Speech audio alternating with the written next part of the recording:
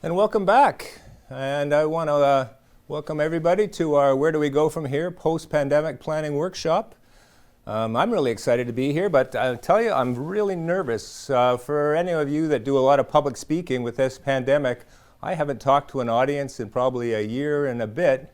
And I'm just going, my words are just going stumbling out here. And then to compound it, we have this beautiful studio here. And we got lights and we got screens and everything else, and so it's a little overwhelming, so I'm sure we'll settle into it. But I guess we'll give a little background to who we have here. Beside me is Erwin Van Laar, and he's going to give us a little background on who he is. Yeah, it's great to be here, Michael. Thank you. And we're working for the first time as a team as well, so it's so this is kind of good. Yeah, so my background, I come from a church background, so I see myself as one of those full-time youth pastors, even at my age today. Youth matter, and so I get involved with youth, volunteer with youth all the time. Worked 35 years in the non-for-profit sector, do financial planning, do estate planning. Worked a lot with charities of different kinds and churches of different kinds. And so taking that experience, we're looking at what the church is going through today, what the nonprofits are going through today, and of course all the associations that are watching as well today. We're looking forward to just sharing some of that wisdom that we've gleaned over the years, and maybe it's a moment of inspiration, I think, to kind of say it's not time to give up. It's time to, as our title on our slide says, sustain, stewardship, and community. And so we hope that we can do that today with you, and trust that it'll make a difference. Thanks, Aaron. Again, my name is Michael Wright. My background is sort of from the for-profit sector. When I got out of university at 21, I jumped into the real estate industry. I became a salesperson, and I had a specialty actually from the very beginning, because at the same time I got into real estate, my dad was retiring, so I had a real interest in what people were doing as they grew older and what their housing situations were. So for the next 10 years, I would specialize in downsizing and seniors issues. The market changed in the early 90s, and I decided to make a switch. I got into the financial services industry. I was a broker for Midland Walwyn, but still had a passion for that aging demographic and what they were doing.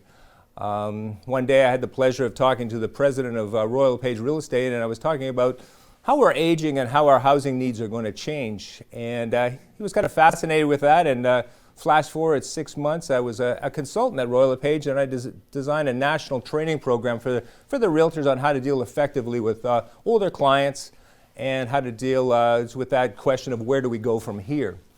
From that position I left, and I did a lot of work in the retirement home industry. I did a lot of marketing and consumer research studies for retirement homes. And I got a call about 10 years ago from a gentleman who's a developer friend of mine who was working with a Legion, and they were trying to do a joint venture together. And it wasn't going very well. And he was frustrated, the Legion was frustrated, and he asked me if I could just sit in on a couple of meetings.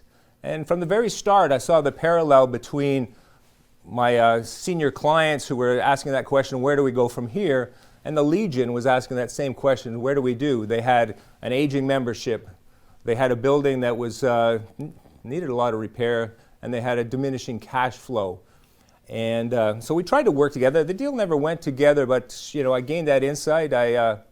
I started talking to other congregations and talked about planning and making a plan for the future. And it started off right around real estate. The whole focus was on the real estate. But as years went by and we worked on projects, we had to expand that. We had to make a more encompassing plan, because as we'll see today, as real estate's a commodity. It can't be the driver of everything. We have to have that sustainability, stewardship, and community. I've had the pleasure of working on some great projects. I've had some projects that don't work well. I guess over the last year, I've seen a real concern is that whether it's a Masonic Lodge property or a church property, it's this land grab that's happening. Is everyone wants to dive in and take a piece of a church or a lodge or a not-for-profit building. Let's develop it. Subsidized housing, developments, this and that, and we've lost a lot of the meaning behind it. It's just become a financial transaction. So we want to bring it back today to look at sort of that holistic approaches. How do we make a plan that works for everybody? And I think we have a 4-step plan that we work through, and I think you'll find it quite interesting. We have a We can see your chats here, so if any questions, just type them on in and we'll address them.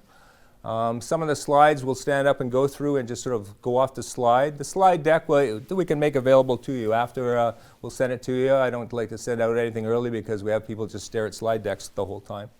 So it's kind of fun, it's kind of exciting, and I guess we could get started. So I'm going to stand up this way. I got to watch my marks because I have two of my tech guys in front of me who have been yelling at me all morning where to stand, how to stand like this, stand like that. I kind of thought like this was a little better, but anyways, here we go. Let's get started. So is this a new problem? You know, faith and not-for-profit associations have been dealing with this diminishing memberships, dwindling revenue, buildings that are in need of repair for over 50 years. I think when I was doing some work with the United Church, they said that they reached their peak in 1962, and it's been that slow decline. For my friends in the Masonic lodges, they'll see the same thing. It's not a new problem, it's that aging out of that membership. So with a problem that's been going on for so long, why haven't we done anything about it? But everyone's been working hard to try to find a solution, but unfortunately we get caught in the descending spiral. And anyone caught in a spiral, it goes round and round and round and round. So we have an aging building and amenities. We're deferring maintenance repairs. We'll get it to it. We have our membership shrinking, so we have less volunteers. Many of you will serve on the same committee. I went to a United Church a couple of weeks ago, and I said, well, let's get 3 committees together and talk to them, and no one left their seats. It was all the same people. So we have that less volunteers. Then we have less revenue from our weekly collection and our fundraising, increasing operating costs, no extra money to do out into the community, to do any of that community programs, and then it just goes around and around and around and around. And it's tough to break out of a spiral, whether you've tried to lose weight or quit smoking. When you get caught in that spiral, it's tough to break out. All too often we hear, I'll get a phone call and it's, call Erwin up and say, hi Erwin, our group needs help. And I go, how can I help? I say, well, we only have enough money to last until fall. Then we're broke. And I say, you've left this way too late. We kept hoping and praying things would change, but unfortunately they don't. I went into a Legion one day and I met with the head team at the Legion, and I says, well, how long of a runway do you have until your money dwindles out? And he says, well, we can't make payroll on Thursday. How can you help us? But again, it's that planning ahead. So what stops us from making a change? Denial, lack of information, the magnitude of the process, and the big one, fear. So what is denial? Denial is a coping mechanism that gives you the time to adjust in a distressing situation. But staying in denial can interfere with your ability to tackle challenges. If you're in denial, you're trying to protect yourself by refusing to accept the truth about something.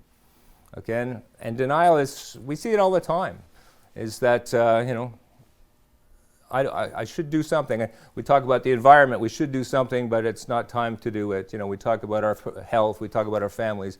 We always deny there is a problem, In any 12-step program of recovery, the first thing is someone has to admit there is a problem out there. Lack of information. Where are we today and who can help?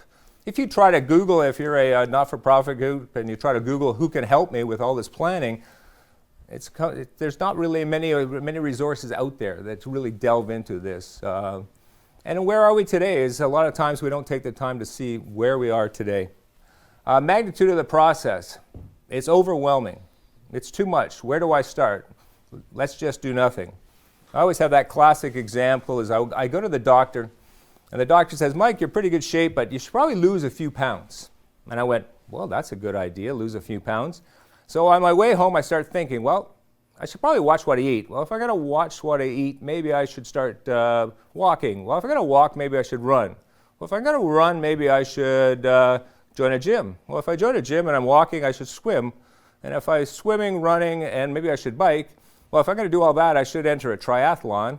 And by the time I get home, it's doing the Hawaiian triathlon the Ironman triathlon in Hawaii. But what happens when I open the door and I close it at my house and I sit on my couch? It's too much, so I go, oh, I'll worry about that later. So again, it's just overwhelming for us. We have to break it up into manageable pieces. And fear permeates everything we do, especially when we're stewards of a church, a not-for-profit group, a Masonic lodge, is that we've been entrusted with this asset. And what happens if we make a wrong decision? What happens if everyone hates our idea and we become fearful, so we're reluctant to make that change? Okay, so lack of information. To break out of denial and move into action, accurate information is needed. Before you can plan for tomorrow, you have to know exactly where you are today. So, if every member, now I highlighted this in the slide, every member of the organization, if they don't know where they are today, why are they researching change, how this change will be achieved, and then when will change start, then change will never happen. Let's go back to the top. Every member.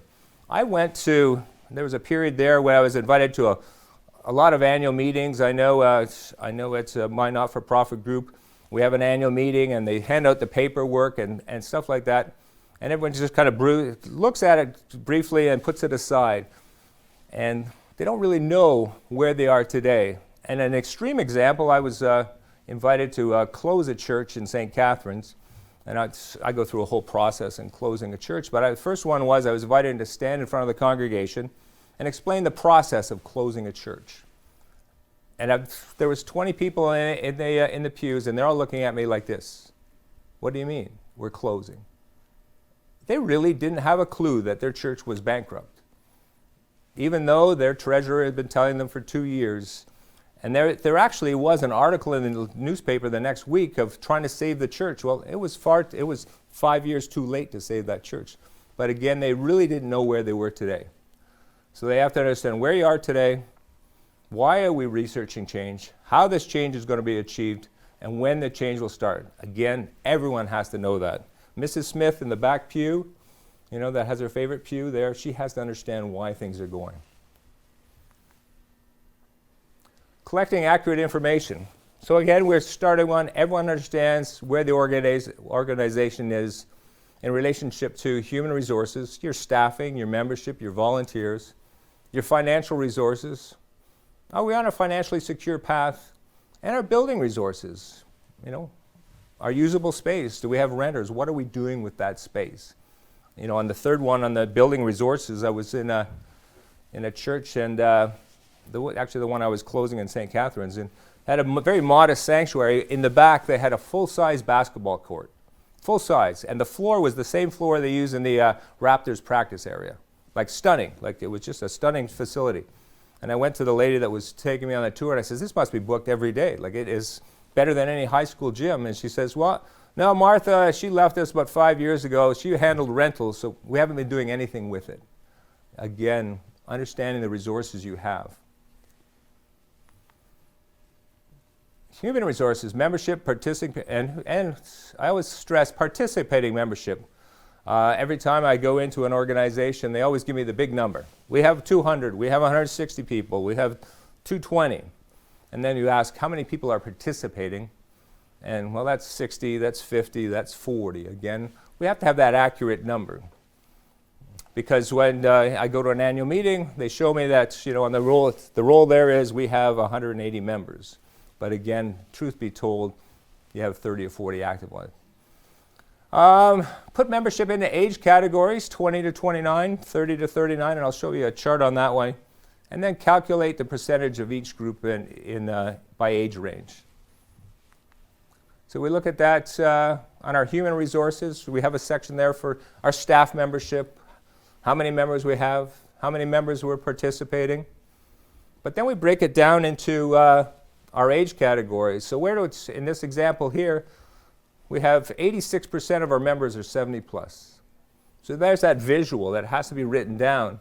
And again, 1% in the 30 to 36, 5% in the 40 to 49. So again, It's a visual representation, and everyone has to see that. Financial resources, list of, this is right off your balance sheet. Givings, fundraising, room rentals, savings, investment, trust funds. So again, we have that information all connected. But again, the building and real estate resources, what do we have? List all the real estate holdings that the group might have. Catalog the usable space. Many times we'd go through, Erwin and I would walk through a church and there'd be, 25 great rooms there with nothing happening in them. List who has used the space in the past. Try to find out where those people have gone. List who uses the space currently and the number and the frequency, and list all the income from real estate resources, hall rentals, office space, community group rentals. So the chart will kind of look like this. Who is using our space? Boy Scouts, Girl Guides, AA, Bridge Club, Youth Club, adult drop-in. So again, we have that idea of who's using the facility and how can we expand that. And again, the end of step one is just designed to where are we today. So in the example here, we had 3 staff, 128 members, 90 who participate, 41% of the members are over 80. We had 200,000 in givings, 10,000 in rentals, sanctuary use on Sundays, 6 rooms, 6 classrooms, 6 not-for-profit groups use it, and one group uses it Monday to Friday. And this is, whether you're a faith group or it's, I'll use the example of, a Masonic lodge, it's the same exercise, is to understand where you are, where a not-for-profit group might just have all volunteers, but you have to know membership participation, you have to know financial, and we have to know the real estate.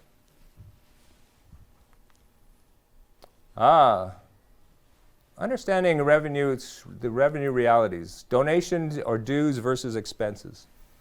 One of the most common statements from faith and not-for-profit groups is we run at a deficit, but every year we seem to cover it.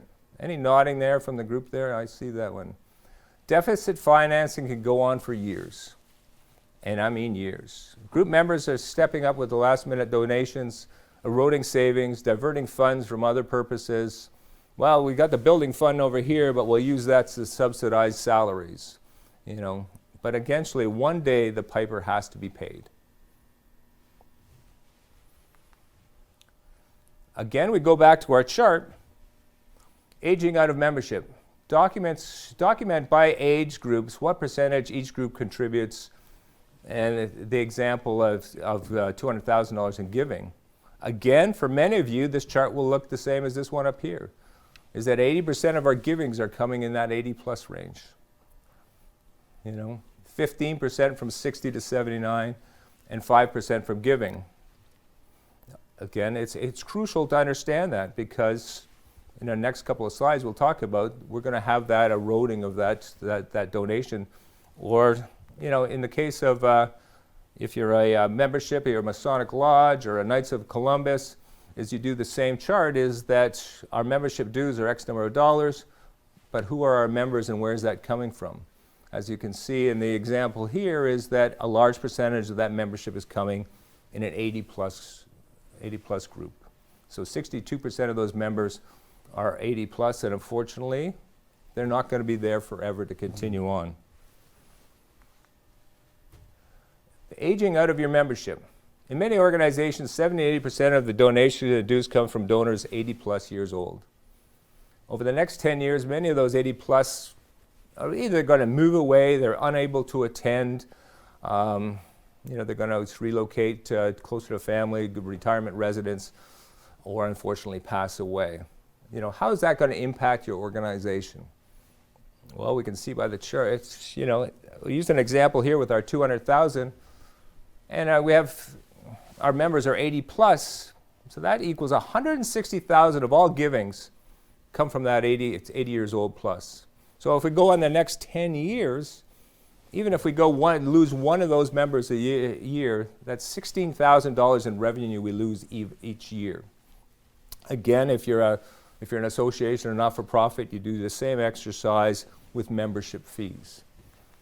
And you put it on a chart. It's so important to have visuals when we're doing this because when I'm working with a group, I'm working with a committee, a redevelopment committee or a revitalization committee, is I spend, countless hours with that committee, and they understand every process we're going through. They understand all the numbers, but it's relating those numbers to the rest of the organization, because the rest of the organization has to buy in, because dollars to donuts is that whether you're in the pews or it's part of an association, is the rest of the membership just goes, yep, things will be fine, things will be fine, things will be fine.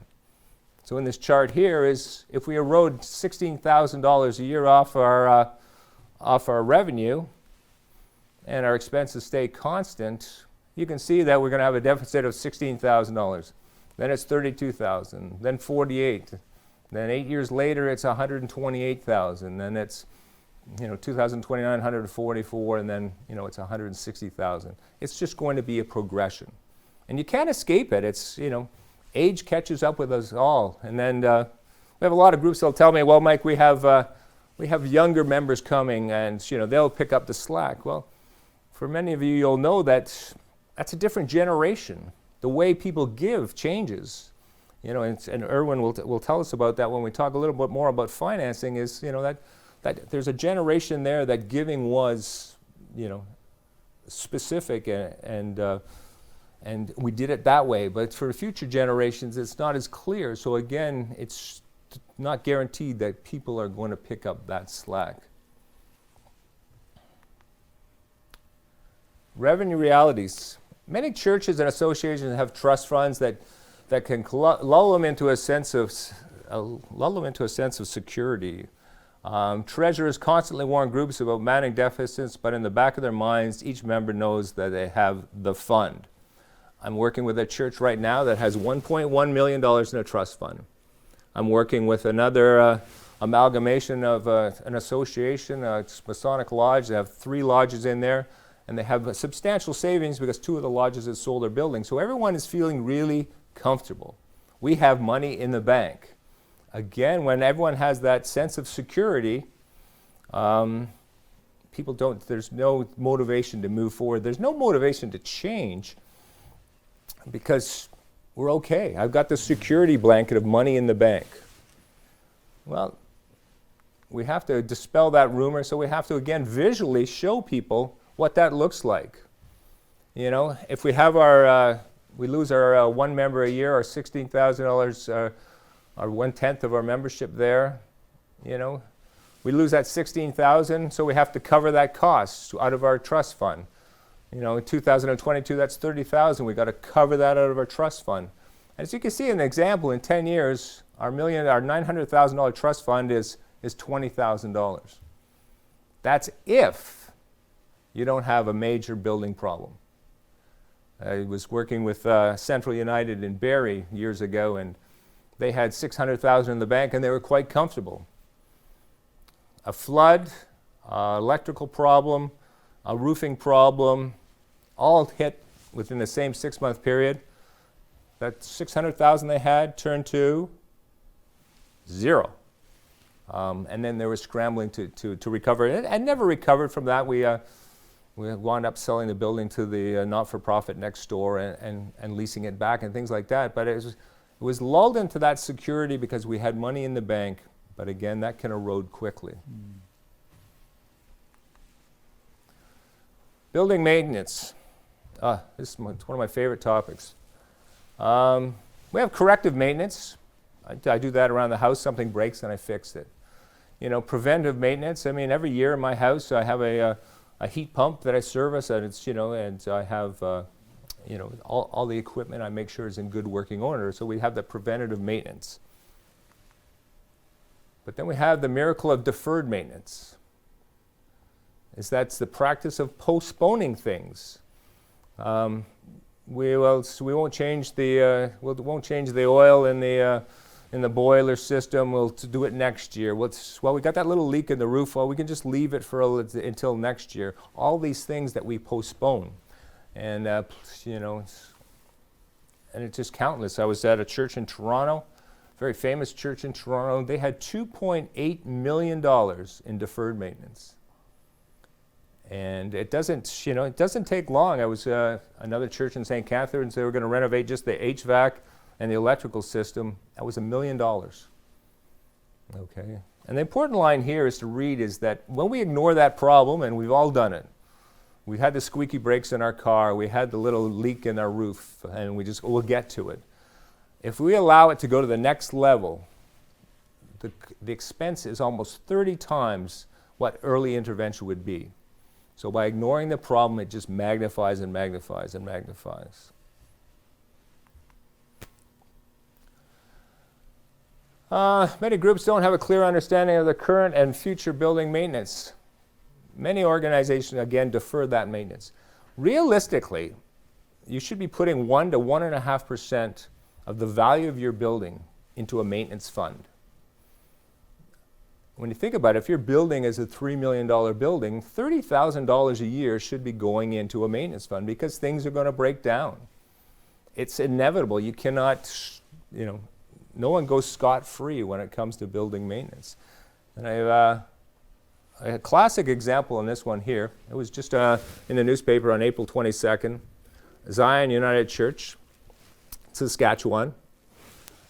They're out there pleading with the public. There's a big, huge article in the newspaper. There's a picture of the church. We have to save the building. The future of Zion United Church is in the hands of the community. As a historical landmark, it's facing permanent closure if it's unable to raise $100,000 to install a new boiler. To keep the building functional, Zion's aging boiler is in need of complete replacement as it was originally installed in 1979. Okay, two things on that one. You knew the boiler had a 30-year lifespan. The manufacturer says it lasts 30 years. It may last 25, 28, 32, but it's in that range. So you would have to put it to every year, put around $3,333 aside because you're going to have that future expense. They do it in condominiums, you do it when you rent office space, you do it in your own home, is that these repairs are coming. But to ignore them, there's the outcry. We need help. But again, it was not facing the realities of what's going to happen. Another thing sad about this article, and it said this is just an excerpt from it. Do you know what the sad thing is? All they did was talk about the building. Mm-hmm. Heritage building, nice looking, a pillar of downtown. What didn't they talk about? The people. They didn't talk about the congregation members. They didn't talk about 100 years of good they've done in the community. They didn't talk about how they rent space for the AA meeting, the seniors group, or they feed the kids. They just talked about we have to save the building. And as Ern will talk more about this, is that we're not about buildings, we're about people, we're about community. A Masonic Lodge is a building where members gather, but it's about the people inside and what they do in the community and what they do for each other. So again, you never want to be a headline that says we have to save a building. And you'll see it all the time. And over the next 5 years, you'll be seeing in Thunder Bay, we have to save this building, we have to save that one. St. Giles and Hamilton has been made the headlines. They're going to tear it down. We have to save the building. But again, the conversation never goes to the people in the building and what they do. And that's, Erwin's going to talk a lot about that, is if that's all we have, why are we even doing this if we're just saving buildings? Yeah, I think, let me just jump right in there, Michael, just for a second. Yeah, I think great stories on that. That's the even going back to the other slides, I actually have never gone past the board. All my life, I've never gotten past the board. So when you talk about everyone needs to know and all the membership needs to know, I've never gone past the board. And so I'm a consultant to boards, and I still remember a Presbyterian church in Toronto, same issue, roof leak. So bad they had to fix it, didn't have the money to fix it. Zion was smart enough to go to the community as a historic building. This particular Presbyterian church wasn't historic. They said, we put the plea out there, we got 150 people in the church, and not a single dime came in to fix the roof. And I said, what's your ask? They said, well, got to fix the roof. I said, is that what you do? And they went, what do you mean, is that what we do? I said, what do you do here? Why do you have to fix the roof? Do you have kids playing in here? Yeah, we take the chairs out and it becomes a kids' room. It becomes a kids' night on Wednesdays and Fridays. I went, well, that's what you want to do. You want to reach children, and you want to give them a safe place to play, and a safe place to thrive, and a safe place to come to. That's why the roof needs to be fixed. So they worked on it. They did a really nice little speech, and they raised $20,000 in one Sunday to fix the roof in one Sunday, because they told them why they needed it done. Unfortunately, that church closed 5 years later. Because why? Because I just talked to the board, and no change took place, and all the things that we're talking about didn't happen. And so they sold and closed, which is a shame. So you're telling me when we put the thermometer on the wall that says we have to raise this much money, and we mark it every week, that it's not an effective way to raise financing? Yeah, it's a trying times. It's trying trying. times. But again, it's so important that it's about people. So write out aging membership and building maintenance financial projections. As you can see on the slide there, 80% of the givings will be lost over the next 10 years. All savings will be gone in 10 years, and there's no money for repairs. Well, again, you got step one and you got step two, and that has to be related to the congregation, the membership, and it has to be a meeting where we just talk about that. When I'm doing consulting with any group, I ask to meet with the membership on a monthly basis. I stand in front of the congregation and give an update on where we are and where we're going, because I'm going to have a well-educated board or council, and I'm going to have a congregation that's in the dark, and then it comes to the conclusion, we're in crisis. We were just talking about a church, they didn't even realize that the board had sold their property. They'd entered into a conditional agreement, and everyone was in the dark. Even though there's a process where you have to get congregation approval, it had gone so far that they couldn't come back. Sustainability, creating a funding plan. Sustainability means meeting our needs without compromising the ability of future generations to meet their own needs. Again, sustainability it's not all about us. It's all about the future. And we'll talk about in the property section about how we erode the future benefits to the congregations or the membership by cutting things that shouldn't be cut. So Erwin, maybe you want to talk about go through the slides here on the budget cuts and. Great. And my first time holding the clicker here, so I hope I'm going the right direction. I think in sustainability and stewardship, to me, go hand in hand. I'm with the As One Foundation today, and one of our core values is sustainability and stewardship. We put them both on the same line as a core value, because really that it is. We're given resources that we are entrusted with that we need to take care of, and that's why we talked about denial and fear and in the very first slides in terms of our step one, is because we know we have a responsibility. And so the idea of sustainability is if it costs us $3,333 every year to pay for a boiler, and we can't do $3,333 years and put that money into a savings account, that right away tells us that we've got an issue with sustainability. We don't have sustainability. And so if that can be addressed right away, not in fear, definitely not in denial, but in terms of management of our resources, then we've got lives being changed. Our lives being changed because we are being ahead of the curve, and that's what we want. So the very first one, I bet, budget cuts. So accountants and I do not get along very well. Just don't. Sorry for the accountants are on this call. Your number one call is to cut, and I'm a guy that says money makes money. That's my thing. Give me some money so I can go make some money. Give me some money to invest in. I can do social media. Give me some money to do a new website. Give me some money for communications. Give me new money to hire something, whether it's creating a daycare space or whether it's doing a youth service program, something in my church. So I'm not a fan of budget cuts, but there is stewardship, wisdom in budget cuts, where if I have a minister for youth choir, and there is no youth choir, or there's like 3 in the youth choir, and that person has no vision to reach into the community or create a community youth choir or something like that, I'm just talking right now just off the top of my head, then maybe you don't need a youth choir minister. So it's good stewardship, but wise stewardship when it comes to budget cuts. And then when it comes to donations and fundraising, again, this is, guys, I part of the foundation, we're trying to teach there's a more excellent way. We say love is a more excellent way. You must cringe at some of the fundraising that you've seen. So I'll tell you that I see this all the time. I see manipulation. I see bribery, and I see coercion in fundraising. For instance, a church will close down unless you give. I mean, that's coercion. That's not, there's no love in that. I'm forcing you to give because it's something that you have to do. I'm telling you have to do it, and the burden is on you when you don't do it.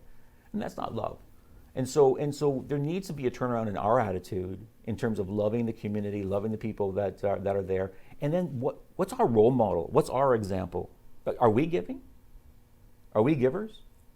Do we have a pattern of giving? Do the people see us giving? Or are we always taking? Are we always asking? Are we always the one saying, I've got something here. I need you to do this. I need you to do this. But they offer nothing back in return.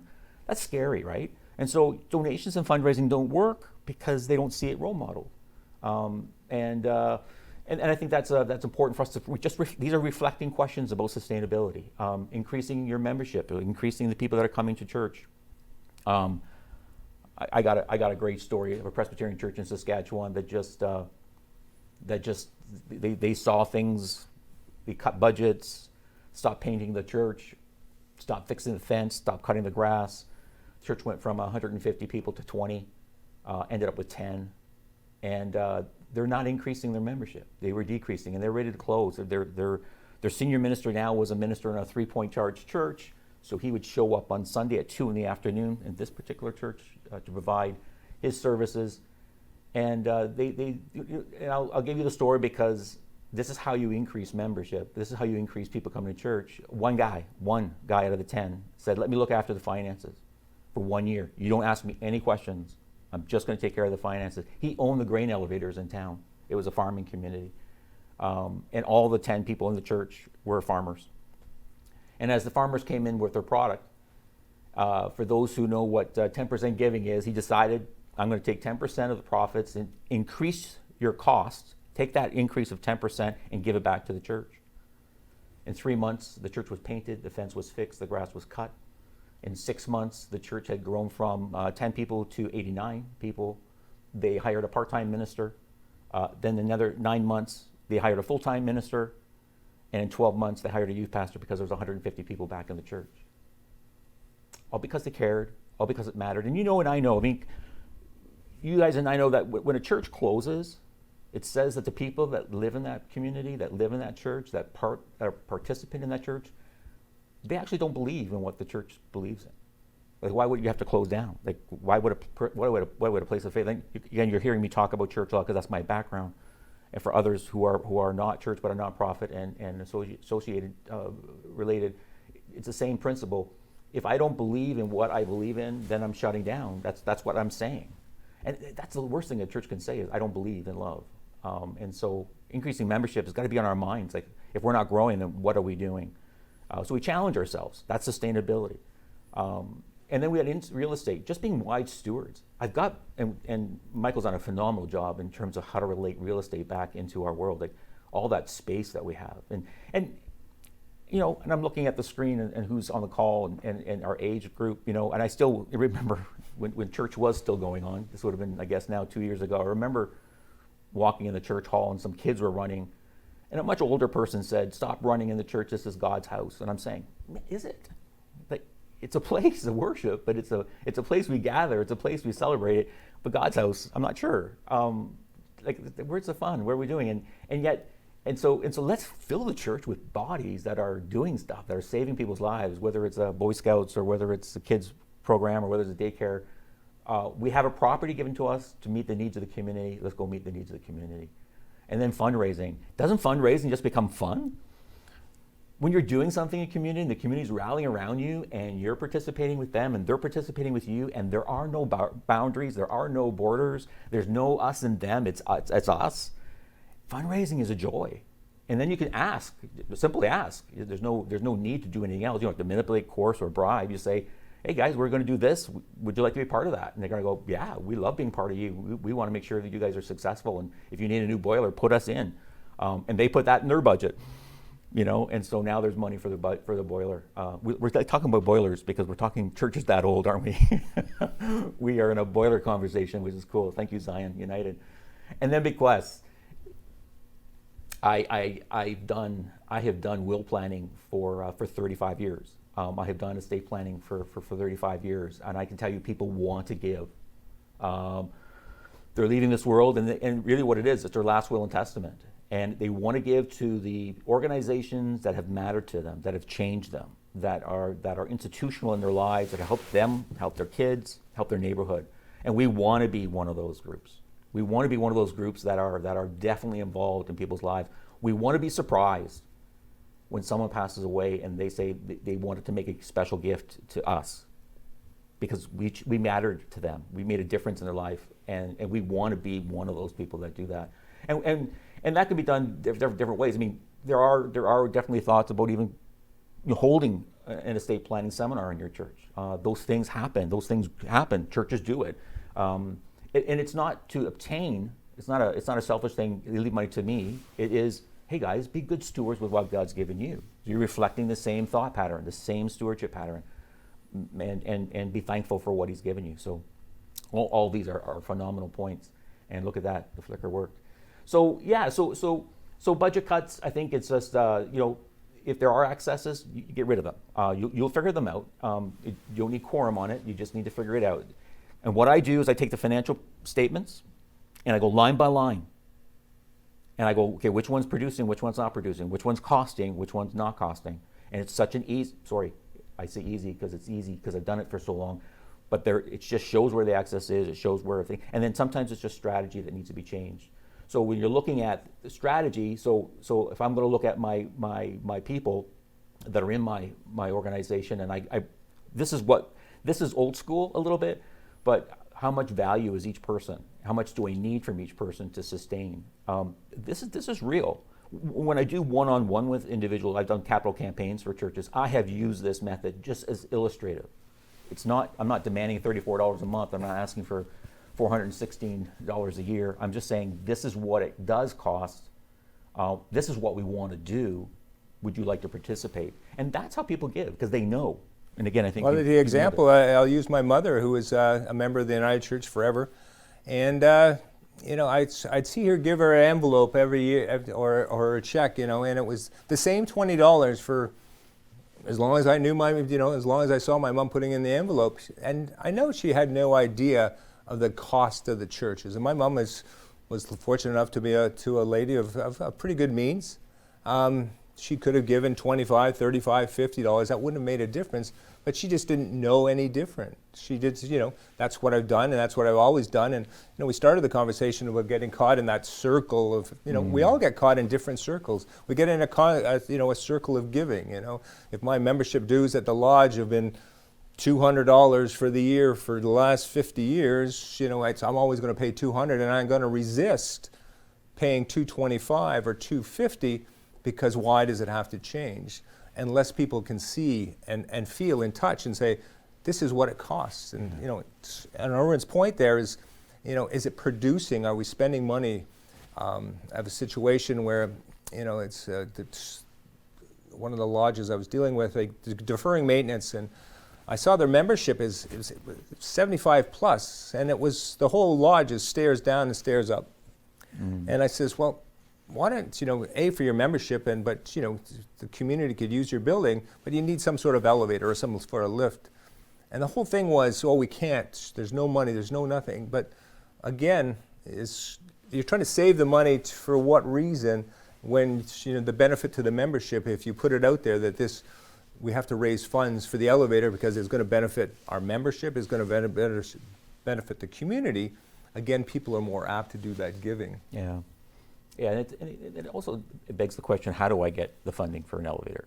If no one in the room has the answer to that question, then you have to find someone that does have the answer to that question, because there is an answer to that question. There's an answer to all our questions. We just have to find the right person to partner with, come alongside, walk alongside you, and the answer will be there. There's an elevator ferry? Yeah, there is. Yeah. I won't tell you who, but we can talk about it later. So our traditional ways of covering our shortfall is fundraising. Our traditional ways of thinking is we're praying that someone will pass away. Isn't that bad? Maybe so-and-so will pass away. And we talk about denial, right? Because we say, well, wait 5 more years, we'll lose at least 3 people, and maybe they'll leave us on their will. I'm going seriously? That's our conversation? And that's not love at all. We're forced to think that way. We're forced to be in that pattern of thinking because that's all we have. And so what we want to do is we want to say, okay, that's not the only two options. They are options. They are two significant options. They're definitely for the people that believe in what we do and believe who we are. We want to use them as volunteers, our members, to do the job of fundraising. But we want to give them the tools to do it well, and we want to give them the reason to do it well. And that's going to be really important when it comes down to fundraising. And so I'm going to use Zion, because Zion was a great example. Zion went to the community because they're a heritage building, and Zion said, you know what, we went to the community, we need 100,000, and somehow that community responded. And being a heritage building, if you are in a heritage building, it's phenomenal to talk about it. You've done things. I worked with a church built in, I think it was 1890. They had, in 1910, they had 1,000 children in Sunday school. They have a plaque in the park nearby the church that the city put up declaring how this church just transformed the community. The community today is very poor. It's an impoverished community. And yet they're proud of this church building. And they came up to me and asked me to do a fundraising campaign, and I wouldn't do one. I said to them, what are you doing in the community? And they said, we're not doing anything. And I said, I really don't want to work with you. I said, if that's okay. I said, you got to do something in the community. Like, you got to reach out. This can't be just about you. And the next month they opened up a food bank. And the next month they went across the street, the retirement home, and they started washing the seniors' feet and looking after their toes and looking after their nails and stuff like that. And every month something else took place. And I'm just going like, that is just inspiration. What a joy for me to walk with them and say, yeah, I'd like to help. And started a capital campaign for $2.5 million to fix their building and make it more, open to the community, homeless, soup kitchens, children. And they totally changed. They're an entirely different church, and that nice Anglican church in Hamilton. Just a wonderful experience, wonderful story to see that take place, and love that. And so, but the whole point of storytelling, and heritage is just one angle. If you have a heritage building, and tell your stories of who you are, tell your stories of why you're important, tell your stories of what you've done in the community. This church now has a story, and it is a heritage church, by the way. And the thing is what are we telling the community? What in our flyers, when we're having Easter service or Christmas services or any special occasion in our church, what are we doing on our website? How is the story being told? Are we telling stories through emails? Are we telling stories to our membership, to our own community? Storytelling is the way to go today. Is what is happening in my community, and how do I tell that story, and how do I say it well? And what are you doing when you're telling stories? Are you asking for money? No, you're just inspiring people.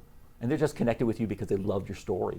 They love what you're saying. They love to hear what you're doing and how you're changing people's lives as you invite them to participate in your story. That's like I was telling Erwin yesterday about a church in my neighborhood, and they have a shrinking congregation. They have an aging congregation, but that building has over 600 visitors a week. They host a weekly morning AA meeting. They have a seniors group. They have a rent space in the basement for developmentally disabled. It's a sort of a daycare program, if that's a better term for it. They have 3 nightly during the week Al-Anon meetings. And again, 600 people use that building. And no one knows, that, and the church obviously is struggling, but no one knows the story is without that church, where would those 600 people be? Mm-hmm. Every week, weekend, 365 days a year, that building has to sustain those people because there's nowhere else to go.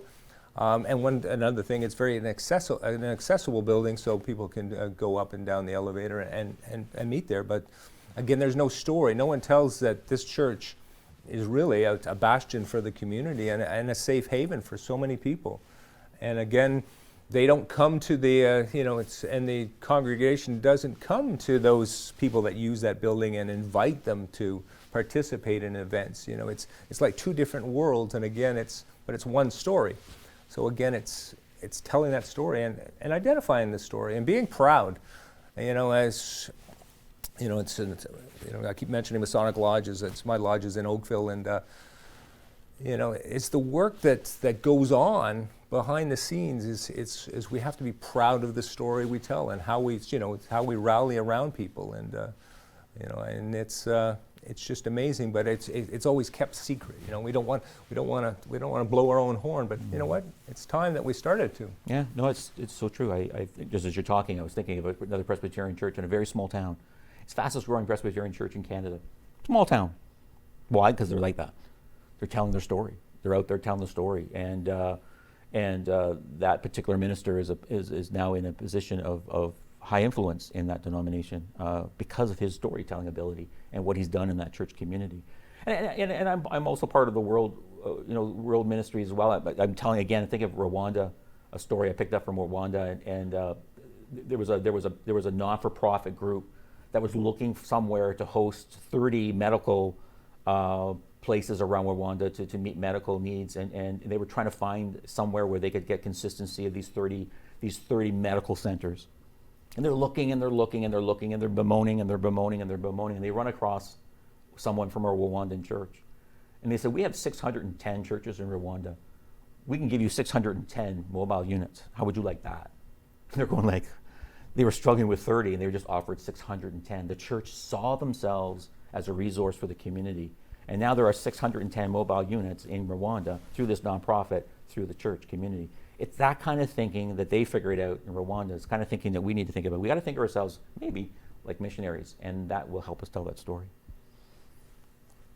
So the cool word today is social enterprise. That is the cool word. That doesn't matter where I go. I sit on a number of boards of nonprofits, and that is the cool word. What are we going to do for social enterprise? I was confronted with that word really in the beginning with the Bible League. They were doing mission stores, and they were collecting used furniture and clothing. They would sell it, and the profit from those particular stores would go to a specific country. They had, I think when I started with them, they had, 5. When I heard about it, they had about 5. They were doing about 1.5 million. They now have something like 20 plus stores, and I believe they've hit over 10 million. It could be more than that. I'm probably at the low end. I'm thinking it's even more than that. What a great social enterprise, right? And all that money is used to do the work that they felt called to do, because they took some time to do something called social enterprise. What is social enterprise? Yeah, so it's this ability to create a business, a social business, a business that actually fills in the gap. So one of the definitions you have here is just that it's not one dimensional, it's three dimensional. It's this gap that exists in my neighborhood. My neighborhood does not have. Therefore, I will meet that need. What can I do to meet that need? What do I require to do? What partners do I have to bring in to meet that need? And so it's a need-based activity. The idea of the need-based activity is that now that I'm meeting a need, I'm actually going to also facilitate meeting that need by charging or gaining some resources, financial resources for meeting that need. And it might be, and this is my favorite, this is the one we talked about, I wouldn't tell you earlier, it might be getting a grant from the city. Cities want our churches to be active in their community, and they're willing to participate. And this is, guys, just to encourage you. I mean, I'm working with an Oshawa group. They work with homeless. On a given street, call it street people, maybe I should say. Let's say street people. I'm going to say they work with about 32 individuals on any given time. They went to the city. They went to the province. Their gift from the city and the province is $1.5 million a year. How much money do you think they have to raise? Not a dime. Can you look after 32 people for $1.5 million a year? Yeah. And yet they do get donations from communities who care and want to make sure that the street people have a place to gather, to have a place to eat, to have a place to sleep if they need to a place of safety, in case they are finding themselves homeless. They do train them, give them a skill set, walk with them a little bit, and get to make sure they have a job. So this is social enterprise. The ability to find this need that exists that's not being looked after, for the city to recognize that you're meeting a need that's not being looked after, and then for funding to come in, whether it's coming in through, as the Bible League did, was selling product or receiving grants. And all of a sudden, guess what? You got some money for an elevator somewhere along the way because the provincial person says, you know what, you're looking after all those people? Yeah, we want you to have an elevator. That's important. It's safe. And so 80% of your costs are covered. You got 20% to raise. Go raise it. Have fun. You're making a difference. And so that's what that is. And then the very first bullet. So I kind of went backwards on the bullets on the screen. You want to address something that you're passionate about. So I went saw a Presbyterian church recently, and I looked at the building. It's a tough spot. It's on a postage stamp. If they tore the building down, maybe you could put a triplex on it. That's how small the piece of property is, a triplex. So when I know they're not going to get a lot of money, they're going to give up the whole building. They're going to have to move probably to a warehouse space somewhere, lease it, and who knows what their vision would look like in a warehouse space since they're a community church. They don't want to do that. And you look at their zoning thing, and the zoning thing says, like, it's nothing exciting, lots of work, heavy duty stuff, no need in the community for it. But there is a need for the community for something, and we have to go get a variance on the zoning. Well, guess what? We're going to do it because we have time. If the church was in a position they had to sell, there would be no time. And so now they're going to create a social enterprise in their building because they have time. They got 2 to 5 years. Time is important. They got 2 to 5 years before any major thing happens. They're going to create the zoning change. They're going to meet this need in the community, and they're going to make some money. And this is huge. And so the term social need, I put on the bottom of this because I said human need. For people need, it's meaningful and gainful employment. It could be adequate shelter. It could be poverty. It could be protection of human rights. It could be environmental, cultural, recreational. There is no boundary to what your church could do or would like to do or want to do. Again, you're going to put all your ideas on the table. You're going to put resources behind each one in terms of what you have to spend. You're going to put resources in terms of how much you're going to gain. And then you've got yourself a plan that says, okay, we've now reached sustainability. We're happy, and I'm happy for you, and would love to see you do that. And if you're feeling overwhelmed, in the later segments, we're going to tell you how to interact with the community, how to engage the community, and how to get that to understand what that need is and create those partnerships. Exactly. So yeah, so I put this in here, and I hope you just bear with me. It's crowdfunding, and it's something that What's crowdfunding? Yeah, no. You read it all the time. What's crowdfunding? And you see people raising money, but everyone seems to be doing it. It's now a it was a millennial thing, or it could seem to be a millennial thing, if you will. By that I mean young people do that, but we've never done that. And how do we do that? And again, it just boils down to storytelling, right? We need to fix a boiler isn't a story. Now, Zion got okay with that because it's a historic building with some history in it, and I think they got away with it. But on the whole, it is about getting the community to participate. Now, why do you want to do crowdfunding? So why do you want to do social media is what I'm asking. Why do you want to connect to your website is what I'm asking you. It's because it's part of the storytelling thing. So if you have 100 people, maybe I'm too generous, maybe you have 50 people in your church community directly. How would you like to have 500 people in 3 months? How would you like to have 1,000 people in another 6 months? And how would you like to have 1,500 people? So how would you like to have as many thousands of people on your social media world connecting to your story, and then asking them to say, hey, and then each of those people giving $5, each of those people giving 10, each of those people giving 15, like small amounts, not even large amounts. We're not even looking for large, but they're participating, and everyone's participating. That's what crowdfunding is. They're taking an element of your story, you tell them that you have a need, and they say, we want to help, and here's our gift to give back to you to help. And so that's what crowdfunding is. It's this ability to communicate. Here's the hard part, is if there is no social media presence in the church, how can you do crowdfunding? So again, we're back to time again. Sustainability is about time. You can't cut corners on this.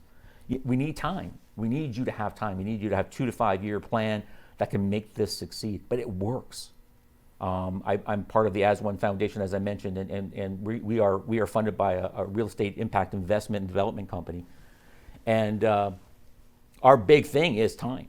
We can do anything with time. We can make heritage buildings look beautiful. We can create building space. We can change building space with time, and we even do crowdfunding.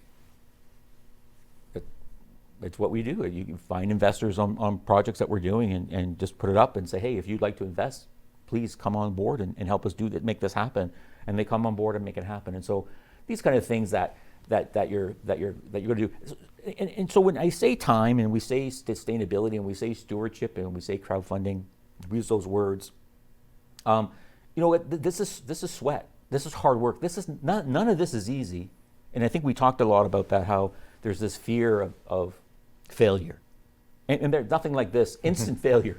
You put out your crowdfunding, you ask for X amount of dollars for your story, and no one responds, and nobody comes in. Yeah, it was just when we were doing We were originally just going to tape this session here and use it as a educational tool. Then we decided, well, let's invite people out there, and we had some mailing lists. But I started going through church directories and just sort of emailing different groups, and it was amazing how many dead links I found that church emails, dead links I found on church websites that didn't connect to anything, or there was a static page, or there was nothing there, and I must have went through 150 different denominations, and I would say that 30% there was nothing to them. There was no background to that.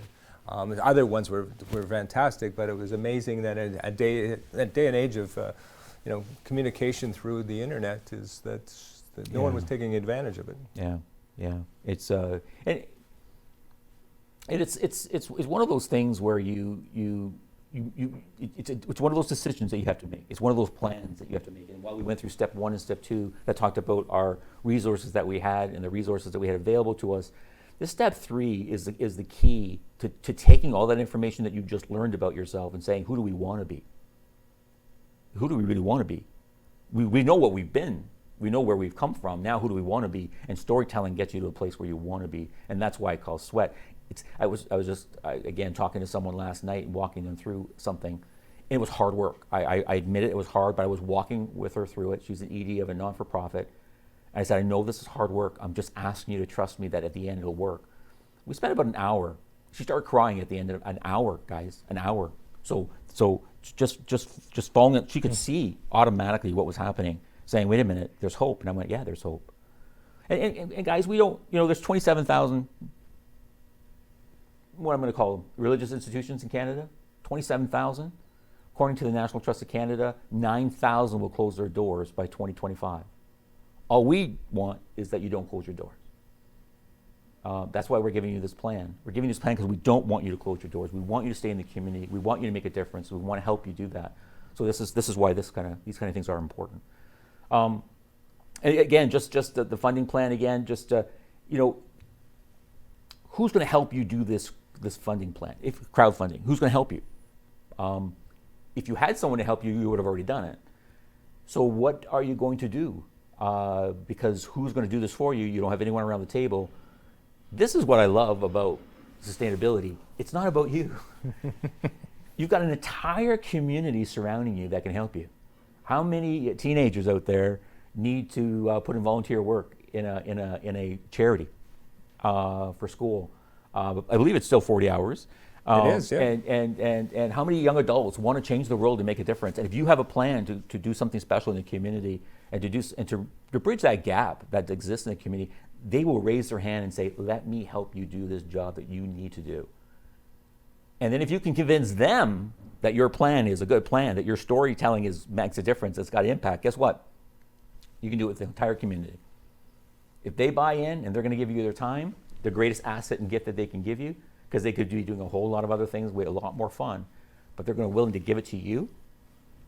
What a bonus for you to have those members on your team, and to give you their advice and their thoughts on what a young person thinks about your ideas and your stories. And so this is about partnering. This is what this is all about as well. So when you do a crowdfunding campaign, and guys, the fun in fundraising. I know I'm a professional, and so you think, oh, everyone, you've done this for so long, it's crazy. You see fun. I don't see fun. I have fear, and I hear you. I used to, guys, when I started, I would see a donor. I worked for a nonprofit, and I would go visit them in their home, and I would pray that they wouldn't be home. But I could mark them on my sheet that I went to see them, but they didn't show. I guess just that it was that bad. So I know what fear is like, and I know what it smells like. But you know what? It's fun. And the thing is when you're having fun, everyone else is having fun. And I got this one little story here. I found. It's called the Potato House. It's a non-for-profit in Williams Lake, BC. And they did a thing called This Place Matters campaign. Again, I love that campaign, This Place Matters. And they put in neon lights on their roof so people driving by the highway can see This Place Matters at night. It's all neon lit. And it's this rinky-dinky neighborhood community center. It looks meaningless, and yet this place matters because lives of people are touched there. They gather there, they talk there, they survive there, they tell their stories there, they engage there, and that community matters. And you know what? They were the last heritage building in Williams Lake. They were ready to be torn down because they weren't sustainable. And all of a sudden, they changed their attitude. They say the place matters. They invited people to join in this place that matters. And now they're 100% sustainable, not-for-profit, because it does matter. And this is where we need to, this is what telling stories is about. This is what crowdfunding does. This is what anything does when it comes to storytelling. It changes us more than anything. So it's a good thing.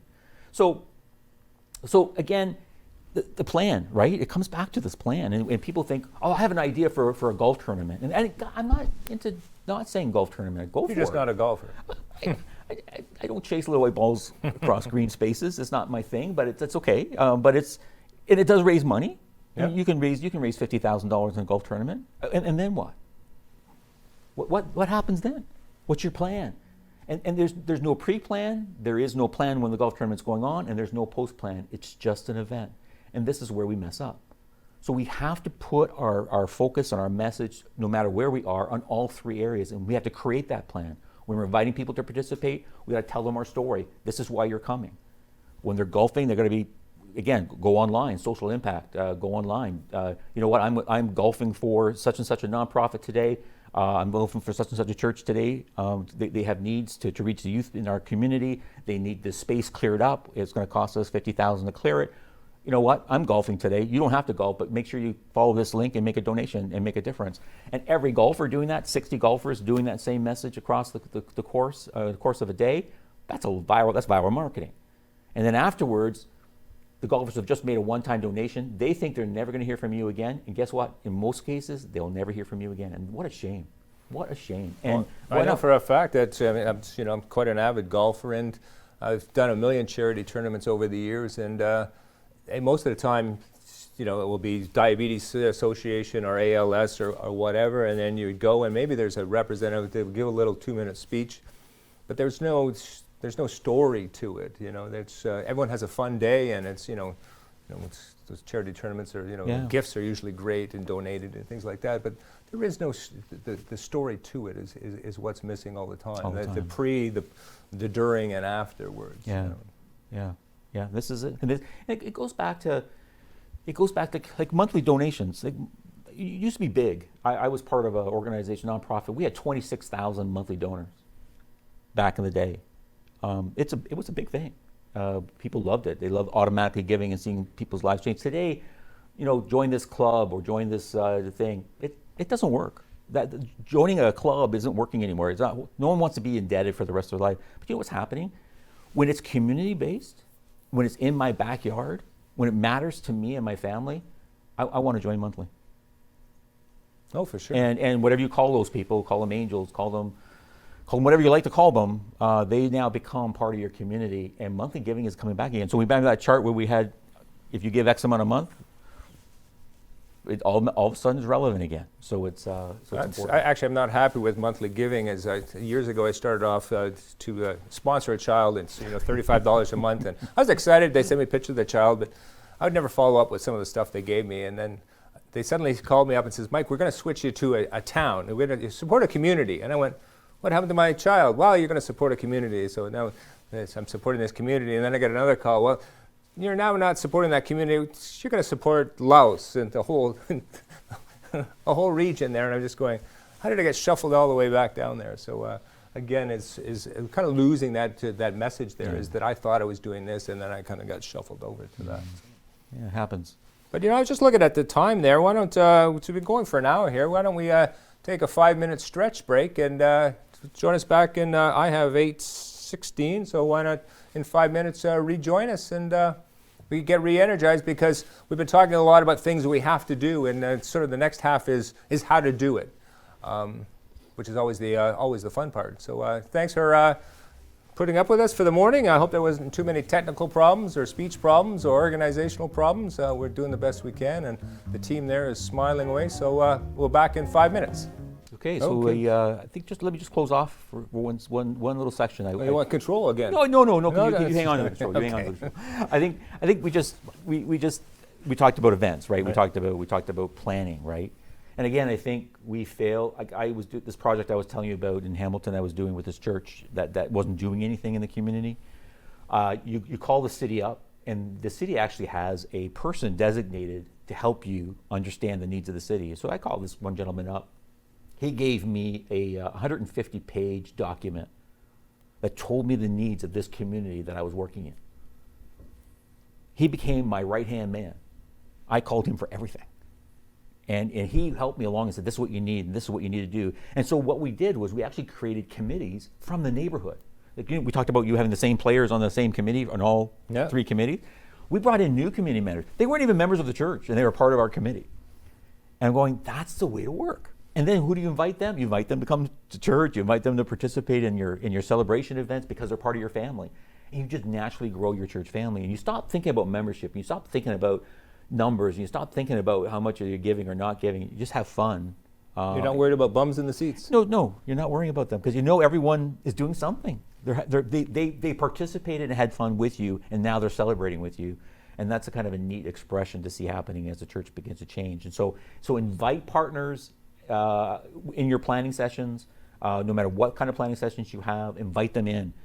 All right across this, there's hubs all over the place now. That's a new common thing, and I attach myself to them, let them know what I'm doing. Sometimes they get involved, sometimes they say no, and I go, hey guys, and I use your wisdom to talk with them. But the thing is you need friends around you, partners around you, people around you to engage, and I think that's your job. I think, that's your gift. I know that's your giftedness as well. So it's just. I'm big on partnerships. So, how do we develop these partnerships we talk about, and how do we find out what's going on in the community? Because we started with those slides, is we were caught in that circular pattern, because instead of being community focused, we got internally focused. So it was always, how do I fix the steeple? How do I fix the boiler? How do we do all these things internally? So how do we switch gears and go out into the community?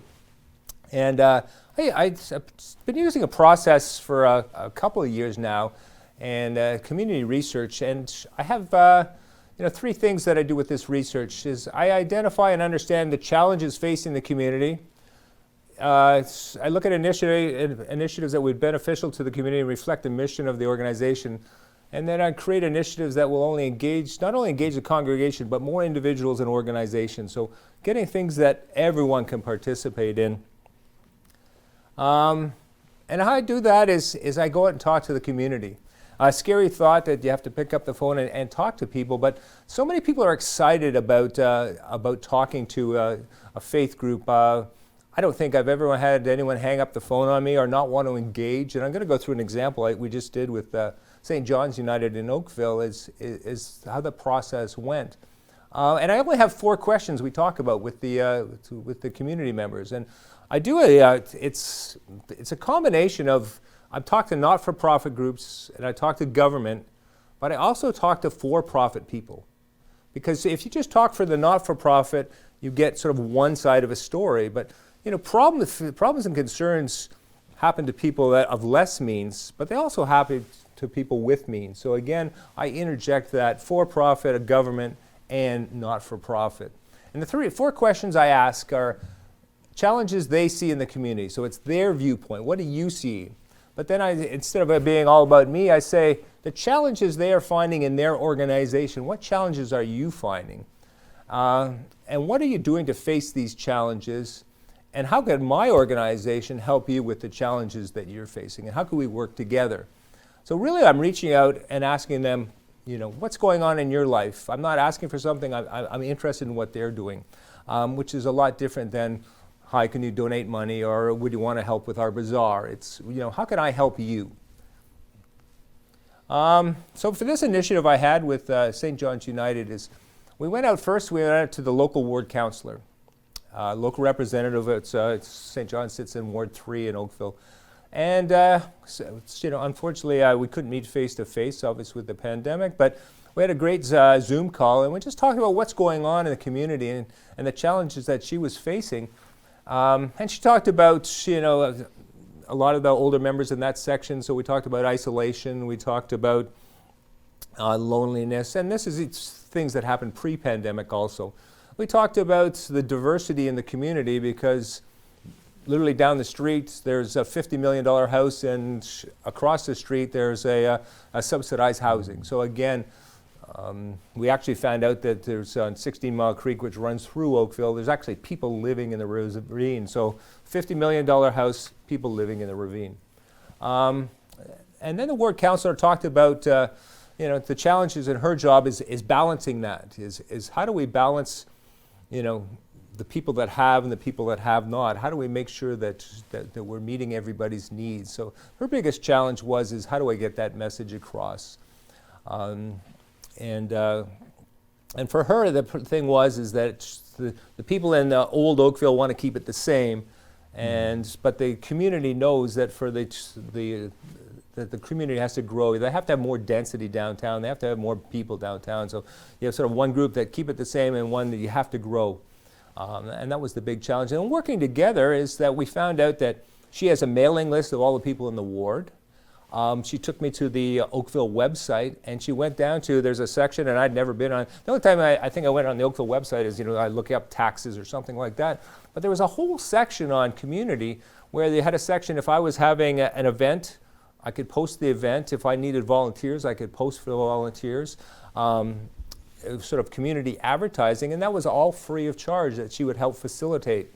Obviously, being an elected member as a ward councillor, she's very enthusiastic about making sure that congregation members and people they're working with are happy. So again, anything that we wanted that was sort of our first partner, and very enthusiastic. And she opened my eyes to all the things that were available on that government section. The next call we made was to the BIA, which is, for those that don't live in a core area, is Business Improvement Association. So a Business Improvement Association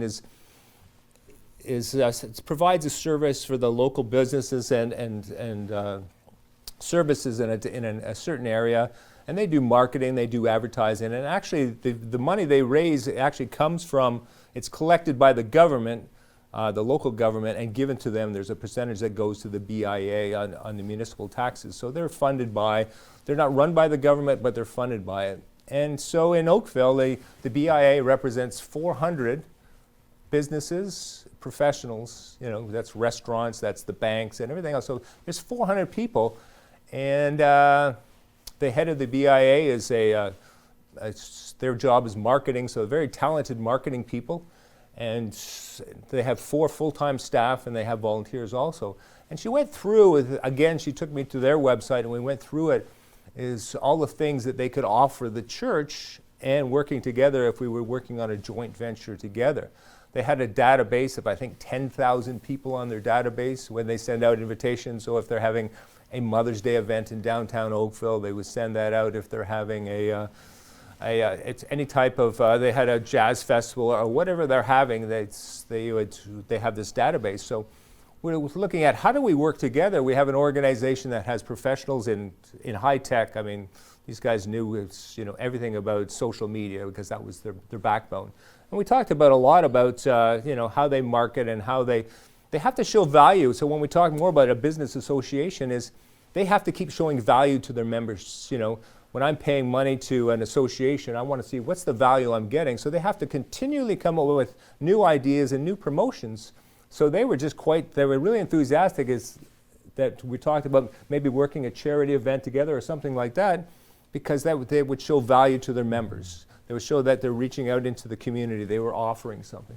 So again, 2 phone calls and 2 excited partners. We found another organization. It's called Community Development Halton. I was just online and I was flicking through some stuff, and I didn't even know what it was, and I wound up talking to the executive director. And here's an organization, and what they did, all they do is research problems in the community in Halton, which is Oakville, Burlington, Milton area. So they have a whole staff that researches problems and concerns and does market studies. And the other half of this organization helps with volunteers, organizes volunteers, so it's forces for organization. They help train them, but really it's help motivate and keep volunteer organizations going. So, talk about a wealth of knowledge. They knew everything about the community, and they knew everything about volunteering. So again, how can we work together? They said, well, Mike, when you get that committee together about looking at what you want to do, that we'll sit down with you and we'll see where your vision is, and we'll show you all the organizations, because there's lots of organizations out there that that are not mainstream. I mean, in Burlington, I think the richest charity is the hospice in Burlington, and so everyone knows the hospice in Burlington. Everyone knows the Kerr Street Mission in Oakville. So they're kind of like the go-to if you want to do something. It's those two. But there's so many organizations that people would never know about, and we had access to them through this group. So again, 3 phone calls, 3 enthusiastic people. Obviously, we were worried when we first started. The church was worried about our congregation's older. We don't have a lot of volunteers that have they'd like to do stuff, but they don't have the energy they once did. And suddenly we have an organization that has all these volunteers. Yeah. So the next call we made was to the library, and that was a referral from the Ward 3 counselor. And I went, gee, why am I calling the library? Yeah. Because every time, I don't know about you, but every time you drive by a library, you go, oh, whoever goes to a library, you got the internet. Well, I had the greatest conversation with the CEO of the libraries in Oakville. And the things they do in the community was outstanding. I always just think of a library as books. But they actually have a food bank in the library in the central library in Oakville. They talked about in North Oakville is that there's a lot, the housing there is a lot smaller there, a lot of condominiums, a lot of small townhouses. And people like coming to the library for the space and move around and study because there's multiple people maybe in a household. And they were talking about all the services they provide. And they have book reading. They could actually phone up and have someone read a book. They'll lend out an iPad and internet access so people can get online. And they're doing all that. So I says, that's outstanding. And she says, Mike, libraries are like churches or like not-for-profit groups we have to reinvent ourselves. The traditional library is no longer, people go, we used to be a hub where people would go to get books and talk and meet and challenge themselves. And now we're reinventing ourselves. So what did the library have is, they said, look, we can provide guest readers for books, new releases. We understand movies. We understand promotion. Actually, the library in Oakville they have a big neon sign that changes all the time. And if you were doing an event, that they would actually post it up there. And they were enthusiastic about doing something together. And what I didn't know is, again, they have a gentleman there that just does research and data. And they had a database. It was 15, 20,000 people of they format it in different ways, but that makes available to us. So now we go into these organizations, we had access to, at this point, like 50,000 people. So the biggest fear when I started working with the church was, well, we only have a few people, we can't do much. And now we have access to all these people. Then we went to Food for Life, which was in Halton, and they have 2 things that they do is they'll go down to restaurants and they'll go to grocery stores and get day-old food or meals that have been prepped. And then they'll also get packaged goods from local grocery stores.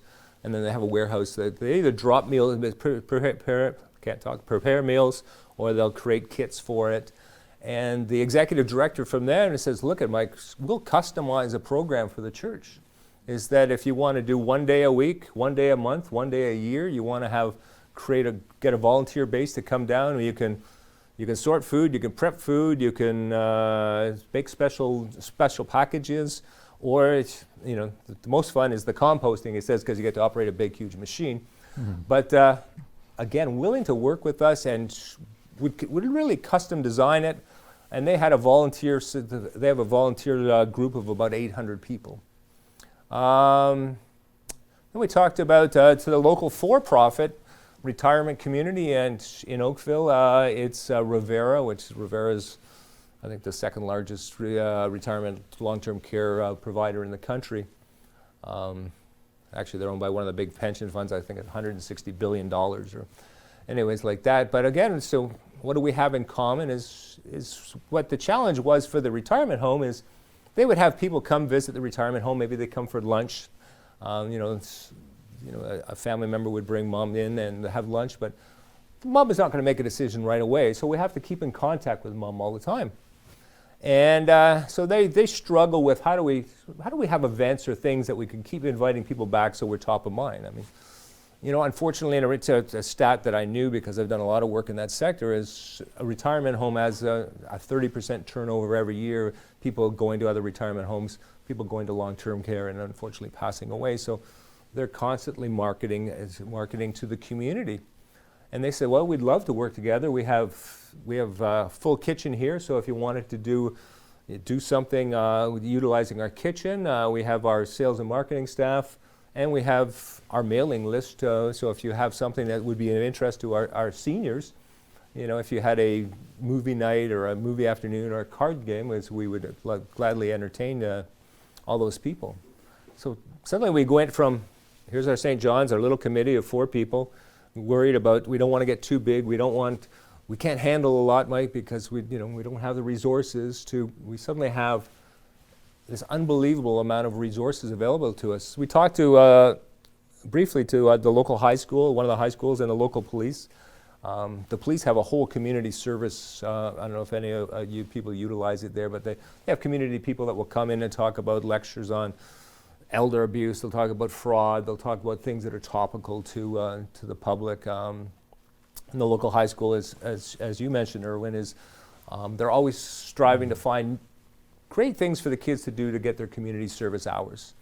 A lot of people are lazy with a community service, like my son was, He would sit at a corner at a marathon and he would get 8 hours because he sat at a corner directing people. But they really wanted to get people engaged and enthusiastic about what they were doing. So, I said we're trying to look at partnering and getting something going so everyone can participate.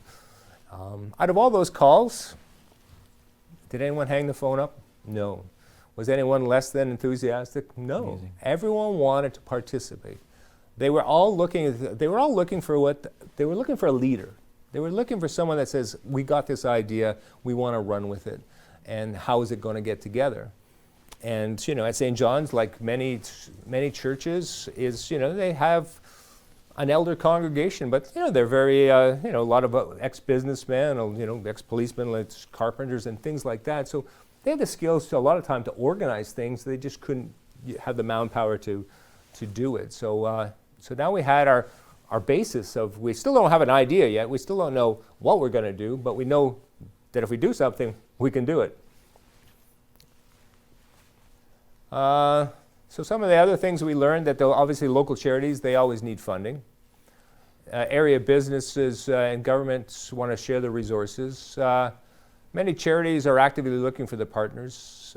For-profit companies, I didn't mention this, that on the for-profit, we talked to Royal Bank, one of their financial investment advisors, and we talked to the Bank of Commerce. And, they had corporate charities, but what they lacked a lot of time was community-focused. The two of these banks were right downtown Oakville, and they say, we'd love to get involved in something that's really grassroots in the community. Let me interrupt. You can. I think a brilliant idea, and I just ran across this about maybe a year ago, is that these corporate people, you teaching them that giving matters. So you go up to them, a corporation that has nothing to do with the community, has never given to the community, has no interest in the community, and you say to them, how would you like to give 10% of your staff's time to work in local neighborhood communities? 1 day a month. Give your staff 1 day a month to go and work in a local community and just know what the community is all about. You guys here are corporate people. You're making your money in this community. How about giving them away for 1 day a month? And we like to take 5 of your staff, by the way, when you come in for 1 month. It's not just being passive about this. It's about teaching stewardship to our corporate world as well. So it's don't be so passive about it. Be active. And again, they were enthusiastic, but again, they really wanted something that they could sink their teeth into. And a lot of my peer group now is retiring or are thinking about retiring, and I get I'm really active in a lot of things, so I get people saying, like, how do I get involved? Out of all the people I knew, whether it's a social gathering or whatever, I get the question, is this all there is? I'm the president of, I have a good friend who is vice president of a large pharmaceutical firm, like huge job, and he's just about retiring now. And he says, well, what do I do now? And how do I get involved? Mike, you do so much in the community. And I was just going, well, we've got lots of ideas for you. So we also found out in talking to other people that there's a real need out there that people want to be part of. Many of you on the screen there will know that people don't want to get involved in the never-ending committee. They don't want to be, you know, I think one lady church I was at, she was on the, I forget, the entertainment committee or whatever. She was celebrating her 47th year in the entertainment committee. So people don't want that endless committee, and the responsibility of people in, whether you're in a not-for-profit or a faith group, I mean, it's hours and hours. I mean, I just finished a project with a church in St. Catharines, and like these gentlemen and ladies, I mean, committed hundreds of hours over the years, you know, and it's just, that's a lot for anyone to do. But I mean, people are focused on events. I want to participate in a weekend event or a daily, like a 1 day a month or whatever. They're looking for that satisfaction of doing something and completing something. Again, it's young people. We talked to, we actually then went to the congregation and talked to some of the congregation members. And a lot of came back is that they wanted to get their families involved in something. They wanted to, you know, a lot of them were grandparents, and they said, I'd love to do something with my grandkids, you know, some sort of event. And then we talked to some parents, and they said, well, you know, my kids are teenagers, and they're stuck in front of the TV all the time playing video games. I'd love to get them out and do something. Like we're talking about, you know, cleaning up downtown or something like that, or working in that food kitchen for a 1 day a week or whatever it is, where they could, the grandma could phone up to the grandkids and say, hey, we're doing this one Saturday, would you like to come? And I think most people, well, in my family, I'd beat my son to tell him, you're coming with me, but most people would, you know, want to spend time with grandma or grandpa or mom and dad, and you know, but it's that 1 day a month or that 1 day a week that they're doing that. And one of the things is that most of the groups have the same problems as the church do. So a lot of the volunteers are older. It's just what they used to do is be volunteers. Finances are always a challenge. They're always struggling, and they can get caught the same way they get caught in that their own little spiral. So this is a way to break out of that and be successful. So we got that all organized, and now that we think about it, and when we first started with the church, again, what was the big, they were overwhelmed because they didn't want to get involved in a project because they didn't have many people. They do have some money, so they had the budget for it, but they just didn't want anything that was overwhelming to them. But now we showed them that there was volunteers, there was partners, there was people that had social media experience, marketing experience, community experience, and instead of going to traditionally, you know, if I did a charity event, if I did a charity golf tournament, you know, I would have to select it. If I was a church or a not-for-profit group, I have to select the charity. I have to figure out what kind of event it is. I have to set up an organizational committee. I have to set up an advertising committee. I have to do the ticket sales committee. Then I have to have the ticket committee to run the event. And that takes a lot of manpower and a lot of expertise and a lot of skills. But what's partnering within the community is suddenly getting this base of people is it takes a lot of the stress off it. You do joint research in selecting the charity. Is you go to your partners and you say, well, we're thinking of this. Actually, I have a whole program on this one, but we set up, you know, we have 10 charities and we take them through a process, you know, a strategic process, and how will it fit in the community? How will it fit with the partners? Because the whole thing is, it's not about me, it's not about my organization, it's about how can I help those other people, because the old adage, if I help enough other people, you know, help will come to me. And so now it's, you know, in focusing on those charities is we work with ones that can get everybody involved, of all the people we talk to. Again, you know, the library had, because they're government, they have certain restrictions on who they could partner with on a charity, so we have to be conscious of that. The business association, you know, didn't want anything too controversial just because of, anyways, everyone had their things that they voiced, but it gave us a way to go, and then we went back and reviewed all these charities, and we're in the process now of selecting that charity that we want to work with. And it's we've made it clear to the congregation that this is a 3 to 5 year charity plan, is that it's not forever, and it's really exciting. But again, it took, you know, me being an outsider and saying there's a tremendous amount of opportunity out there, and them having faith and going, well, can you show us? And you know, we went out there and showed them on what they do. And you probably have many examples of the time is engaging the community. And Yeah, I think one thing we haven't talked about is media. right. Like we're still on the ground. We got 2 feet on the ground still. There's media out there. Getting the newspapers involved. That same experience you had with the ward counselor, I had that same experience with the Oakville Banner. It's called the Banner, right? The free newspaper, Beaver, that everyone. Tremendous asset. Getting them on your side, in your corner, on your work that you're doing. We were doing a human trafficking event. They went all out.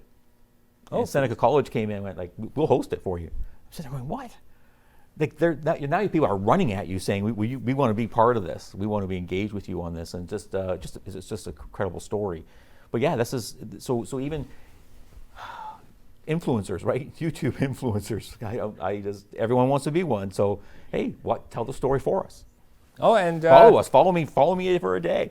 See what I do in the neighborhood. See what I do in the community. It's priceless. Well, while we're going through this process, and we're just at the selecting the charity, but I got a call from Sheridan College in Oakville. The Sheridan College is a big campus there, and because I'd mentioned we might do a charity that's geared at seniors because it's in the demographic in that area is that way, and Sheridan has a big, huge research section on gerontology and things like that. And it's well published. The professor there, and they were just going, well, we have all this stuff, Mike, if you need it, and that was a phone call. It was a phone call to Community Halton, and they called Sheridan saying, hey, this Mike guy's doing something, and he's looking for ideas, and it grew, and it was within the space of this took 3 weeks, and suddenly we had everyone wanting to do something. But the key to it now is that we had to be the lead. We had to invest the time and energy to lead the project because everyone's busy, and everyone has things to do. The library people are salaried staff. The ward counselors got responsibilities. The not-for-profit groups are paid people there. And again, so as a church, we had to be the lightning rod that pulls it all together. But once we did, is that we know that we can go and visit our partnership. Execution is now we've taken that off the table. We've taken fear out of it because we have all those people those databases that we can utilize. We've taken away the magnitude of the process. We talked about what stops people from doing something. It's the denial, the lack of information, the magnitude of the process, and the fear.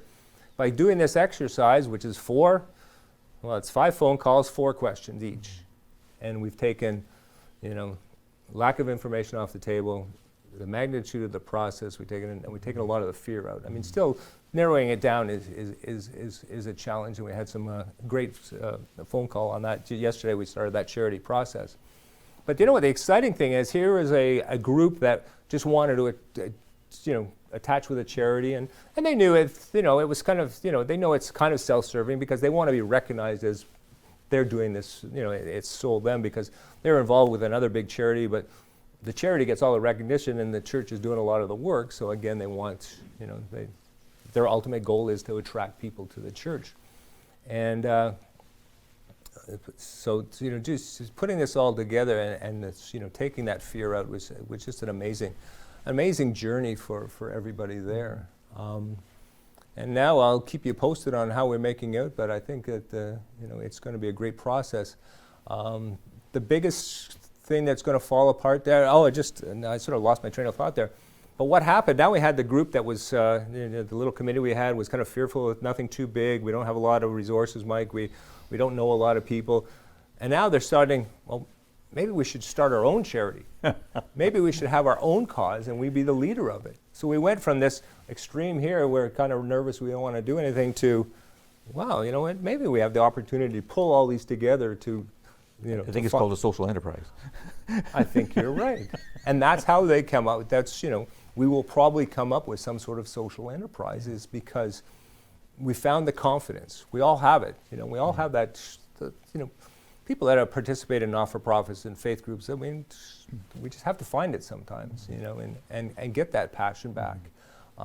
Get out of that circle, And what's next here? They can't. Could we see those slides? That's this slide, or do I have to stand up?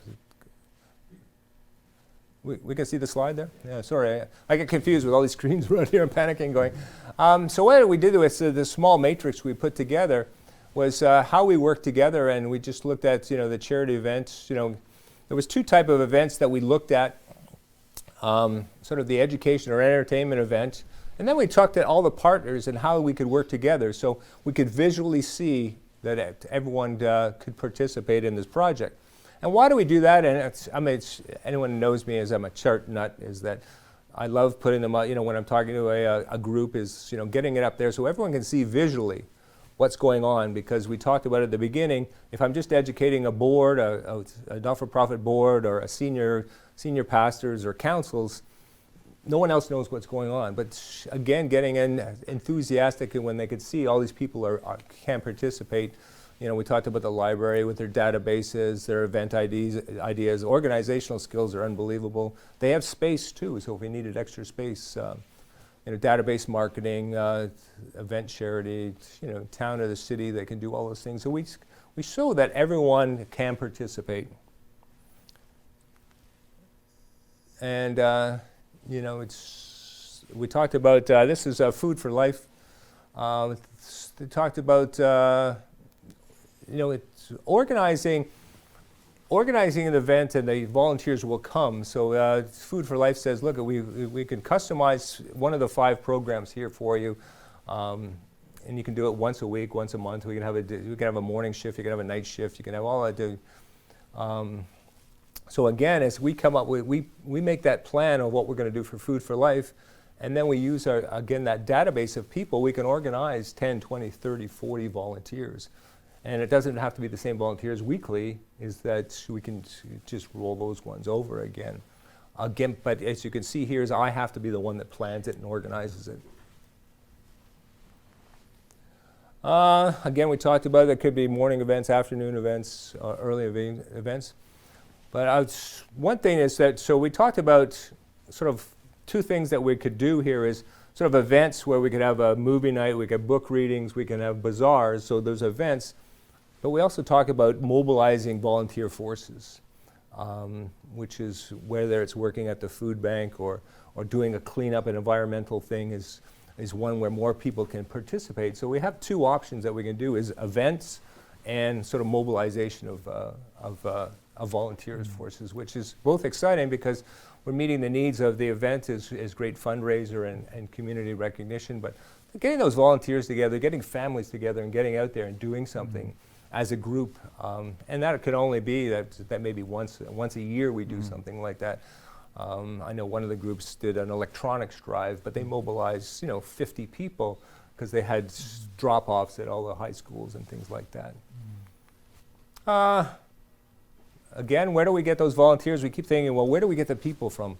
Again, as we've talked to database from the Business Improvement Association, database from the library, database from the city. And again, in the town of Oakville, they have a whole section of the web to get volunteers or post for to post for the volunteers.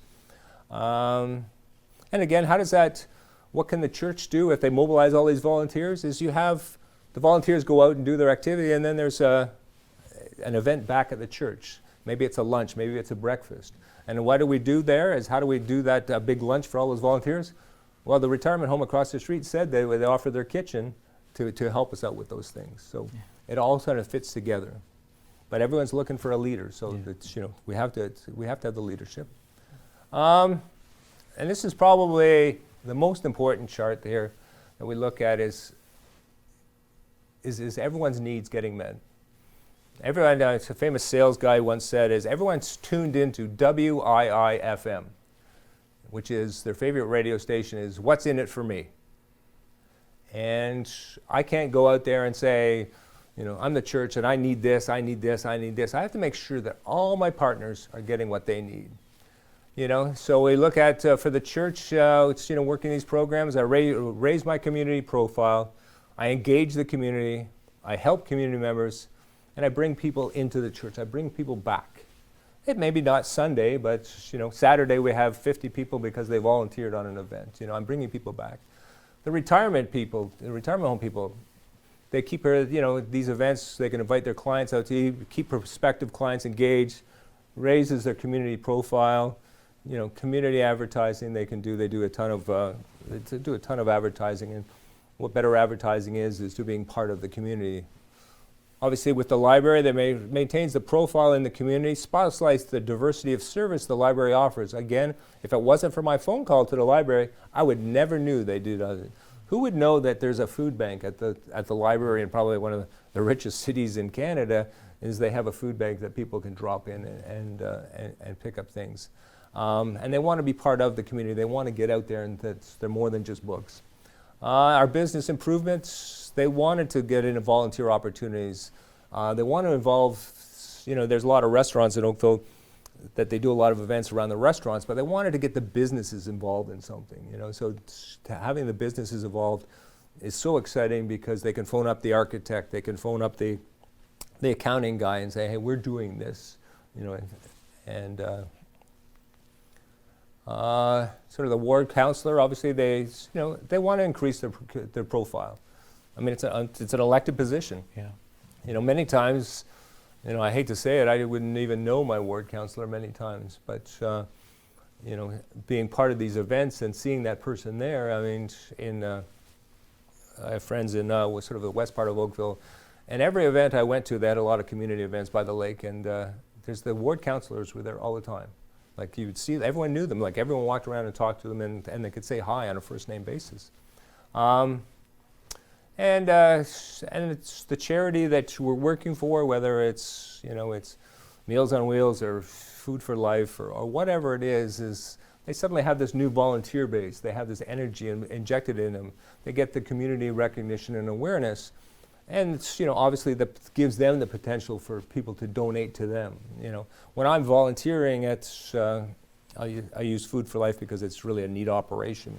One of the neat jobs is you drive around and you pick up all this, the food and things. But once you're involved in something, you want to give. You can see the work that they're putting in there.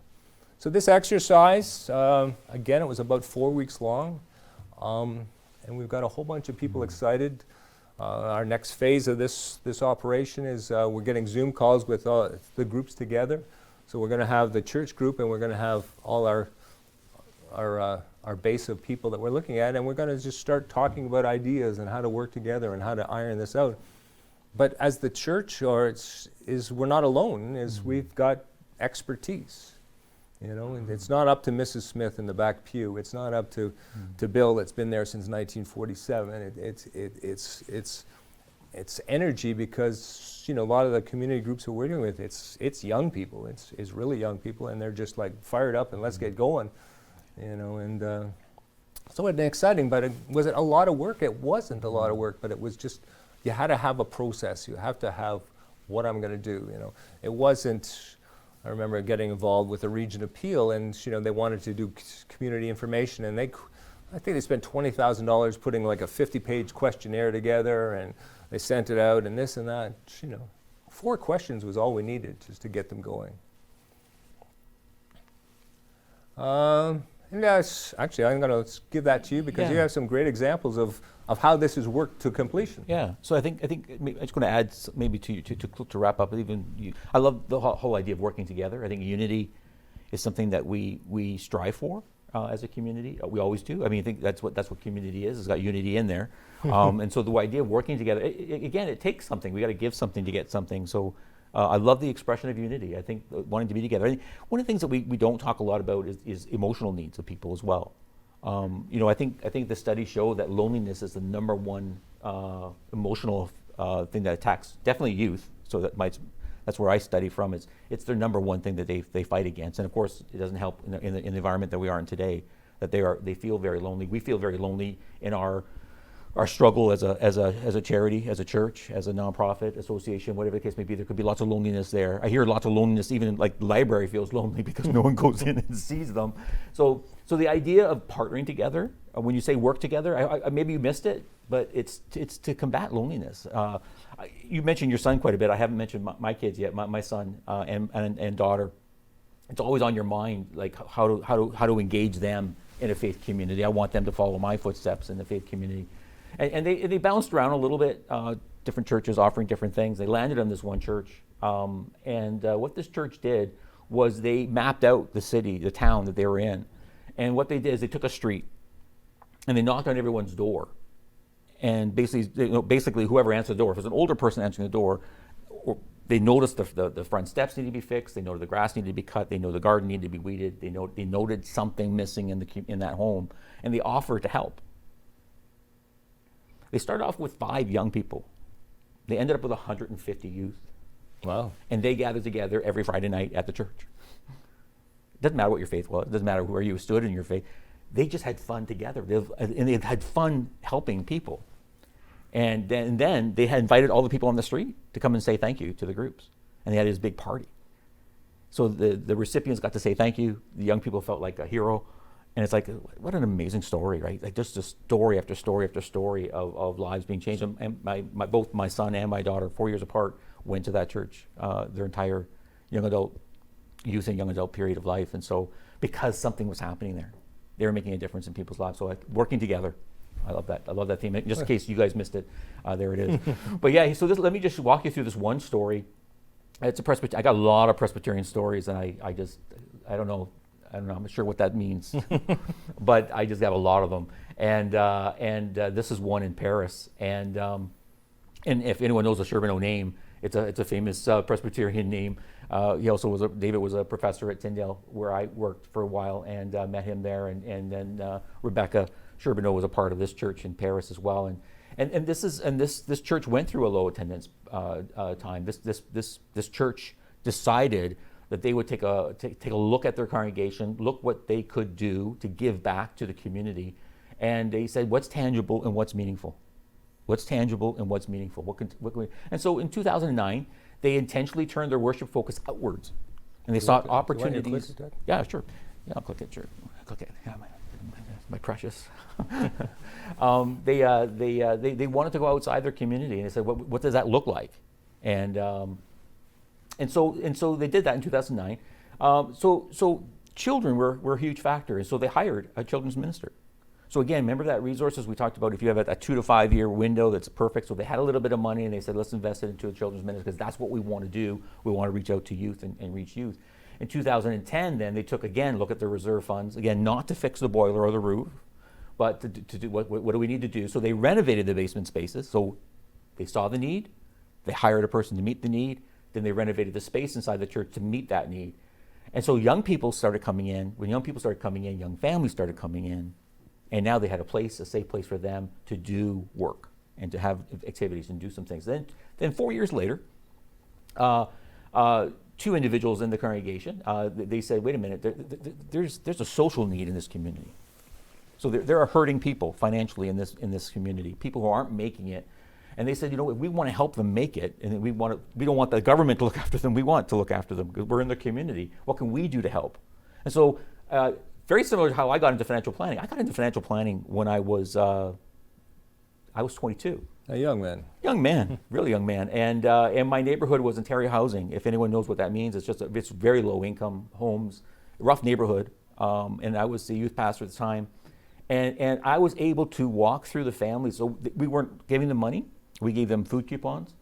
And I would walk through them. And I actually turned 6 of the families into entrepreneurs. And they left that community and took their family somewhere else because they were making income on their own business. And it's stuff like that helps, right? And so that's what this church did in Paris. They did that as well. And so they gave them training. They launched what they called the Raw Carrot. And they operate out of their church kitchen. It's their social enterprise. And the first year they made $20,000 worth of soup. 140 liters of it per week. 5 years later, that social enterprise has expanded to 3 additional locations in the region, employs 18 people, and its annual soup sales are $175,000 a year. What a story. Just one step at a time, right? It didn't happen overnight. 2009, 2010, 2014, and then today. And so it's a great example of community. And that's not all. I mean, that's their big thing. But they still do the monthly free dinner, right? You guys, the dinners still work. Reaching out to people, reach out to the community, reach out to her. A community dinner. Everyone's invited. Wealthy, poor, doesn't matter. You want to get out. You want to meet people. You want to meet friends. Come on out. A weekly drop-in.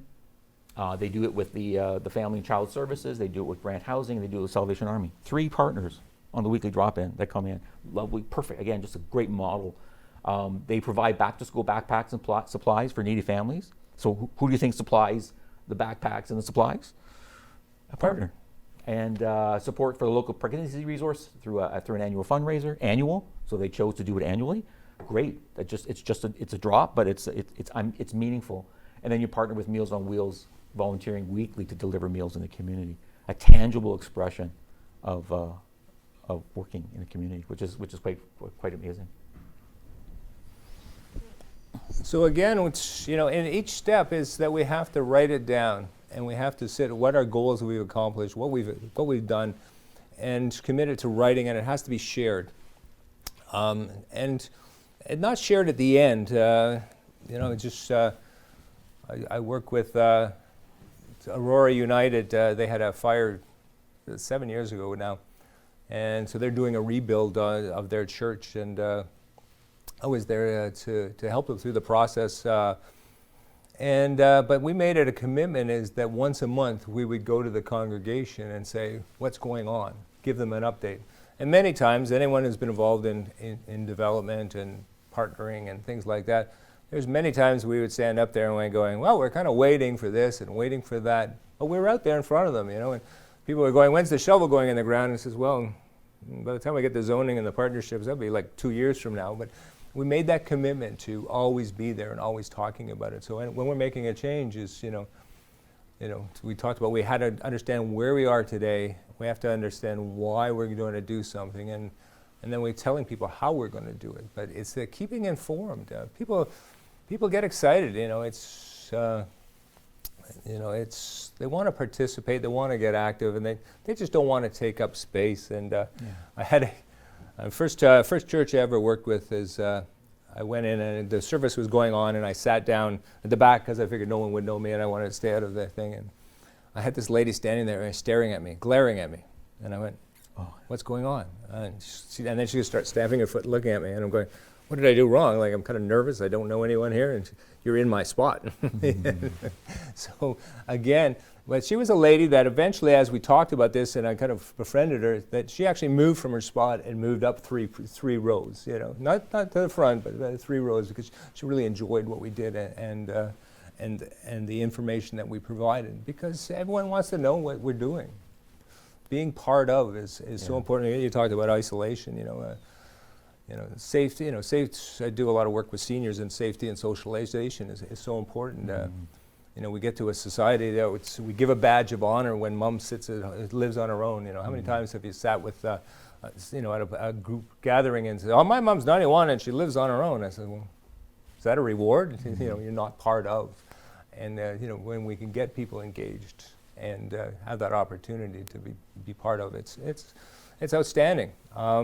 Again, is any of this rocket science that we've done? Is figuring out where we are today rocket science?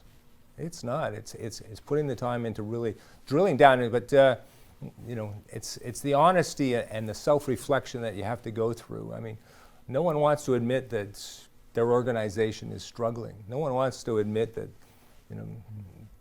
that they're not going to make it. But it's that honesty. Where we are today. What are the opportunities for the future? Do we do crowdfunding? Do we do some sort of social enterprise? Do we do partnerships in the community? Is that we're making those steps? A friend of mine always uses the line is that we move a muscle, we change a thought. So there we are. Is that I'm paralyzed? I'm in my circle. If I just do one thing, then I'm stepping out of that confidence level. So exciting times, and it takes leadership. And again, this is, we talk about faith groups, and I know there's some people from associations, and is that it's the same thing as who we are, defining who we are as an organization. I know the Masons are doing a whole advertising campaign on identifying who they are and what they do and why get involved. And a lot of those, we saw a presentation the other day, and it's picturing young people interacting with each other, that bond that is created by a fraternity of men, and but it just changes the whole perspective. As it's not just a bunch of old people and sitting and meeting at there. It's people being a brotherhood and being part of. So the next stage we go to is real estate, where sustainability, community, and stewardship meet. Sort of in that step one we talked about, we listed all the real estate holdings we had. We cataloged the usable space. We listed who's using our space, who used to use the space and who uses it now. We list the income from all the real estate sources, hall rental, community space. And so again, we wanted that idea of where we are now. And this is an important exercise, especially of who uses the space, because many times organizations are looking at relocating or changing their space. And I know when I first worked with Aurora United, we went through this exercise, and their old church was 27,000 square feet. So when we went through this exercise, and visually, probably get away with 15 to 20,000 square feet. And whatever the first number they came up with when we said, how big of a church do you want? Well, I want 28,000 square feet, but it wasn't. Space is different now, and space utilization is different, is how we use space is different. So again, where we are today, and then how can we change that? This is probably the most important, what real estate can do and what it can't do. Real estate is an asset. What it can do, it can provide capital through the sale of the asset. It can provide revenue through the leasing of the asset. It can provide safe, affordable community rental spaces, and it can be developed to provide market or subsidized housing. That's what it can't do. Real estate cannot put people in pews. It cannot save unsustainable churches, and it's not going to attract young people. And it just doesn't do it. Now, this was a hard lesson for me to lose because my for-profit background, and I know a lot. I got 40 years in that sector of real estate. I figured I could change the world because I understood that product and all the opportunities there. But it was a lesson is that I sort of quickly realized that it was good stewardship was planning on doing a real estate plan, but if you don't have the sustainability and you don't have the community, it's just an exercise. Many of the churches I talked to, again, were under the impression, if we do this, we have another 3 years. If we do this, we have another 5 years. But all they were doing was giving people a place to meet, those 40 people to meet for the next 5, 6, 10 years. There was no plan to it. What real estate assets shouldn't be used for? Provide money to cover ongoing deficits, repairing buildings that are underutilized, and subsidize for-profit tenants. Right? What subsidize for-profit tenants? And that's I'll go to daycares is the classic one. I was at a church in Toronto, and they said, we've had the same daycare here for 30 years, Mike. I said, it's great. And they're paying they had the whole basement of the church. It was huge, 10, 15,000 square feet. Had the whole run of it. And they were paying $3,000 a month. And I says, oh. That's not even near market rent. You're not even close to it. And they says, well, Mike, it's a daycare. And I went, well, is it a subsidized daycare? Is it government funded, or is it part of the community that you're doing it? Oh no, it's just a daycare. I says, well, you're subsidizing a for-profit operation. And it took a long time for them to absorb the fact that these people, were providing a service, but they were getting paid, the $1,000 a month per child. And they have 30 children there, and they were utilizing space that was, the church was struggling financially. So again, subsidizing, for-profit tenants, and I see that with Montessori schools. Oh, we're going to rent to a Montessori school. Renting is great. Well, there's tax implications and all that we get into, but renting is great. But a Montessori school is a for-profit enterprise. If you're for-profit, you're paying market rent, but. I've worked with another church in Aurora. They were going to have a Montessori school, and I said, great, they're going to fix it all up for the Montessori school. And then they were actually going to pay to fix the church space up, and then they were going to lease it to some ridiculous sum. And this is a for-profit enterprise, so it really had to go. Is that if you're helping community, that's a great thing, but you're not subsidizing people that are making money, taking advantage of those situations. So really, again. This is an asset where we have to look after that asset, and that's the stewardship. And I'll have to thank Erwin for the stewardship part of it. Is that I love the word, and it just caring for that asset is making good decisions for that asset is so important. The question is why do people want to examine their real estate? Without definite goal, groups can vacillate between options and never come to a decision. It's having a plan. What is my plan for the future? And it's going through the process of asking those questions about who you are and what you want to achieve. I have a group. I call them my shiny penny group because, well, we're going to develop for-profit housing and we're going to use the money for charity. And then someone says, well, you should do subsidized housing. So that's the next penny they go chase. And then they go, well, we're going to make a community hub. And then we're going to sell, and we're going to use. It's probably 15 years later. There's no decisions made because they just keep chasing an idea because they don't know why they're doing something. That's my question always is where do we go from here? Is why do you want to change? And if you can't answer that why you want to change, then is that you'll never get anywhere. So let's look at some of the things that people are doing. There's people at selling buildings. Why do people sell buildings? Or it's actually selling pieces. Let's go to selling pieces. Selling pieces of buildings. Usually when I come into a property, a church property, properties are usually square or rectangle.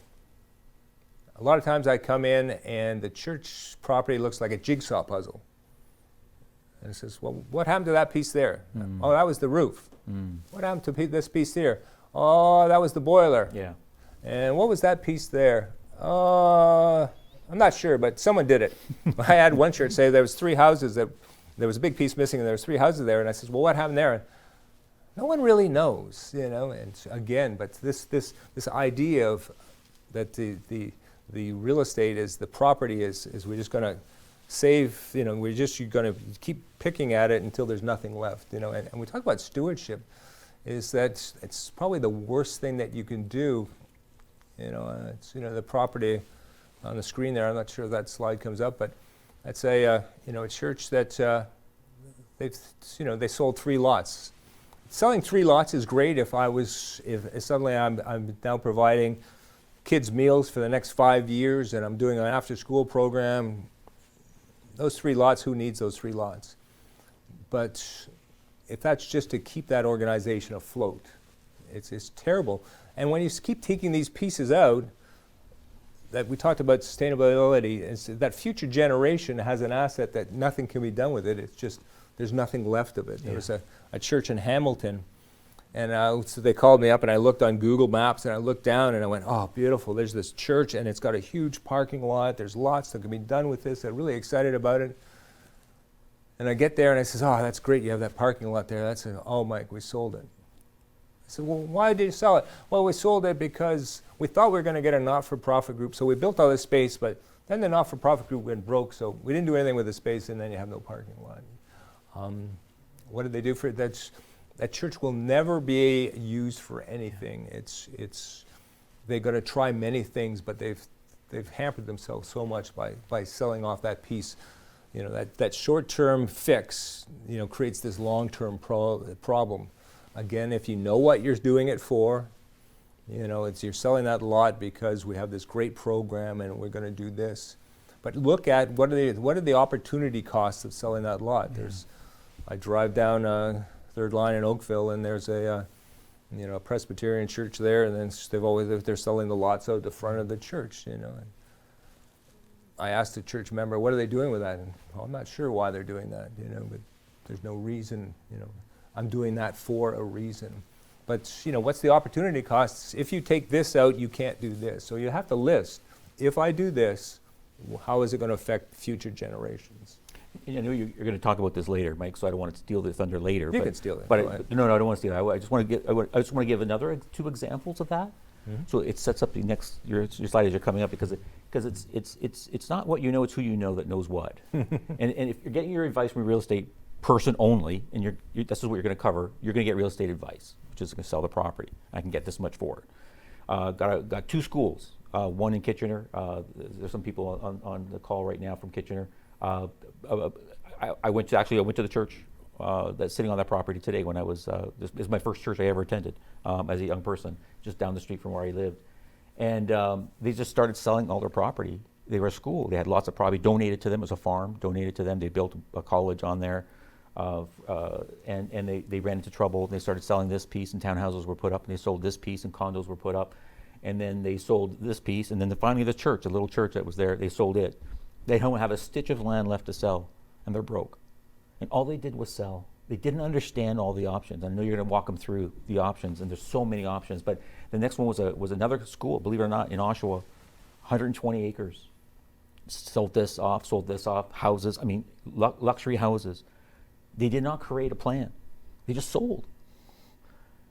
And they don't know how to build a plan. So finally, I talked to them finally and said, "You guys got 20 acres left. Give it to me." And he said, "What are you going to do with it?" "We're going to partner."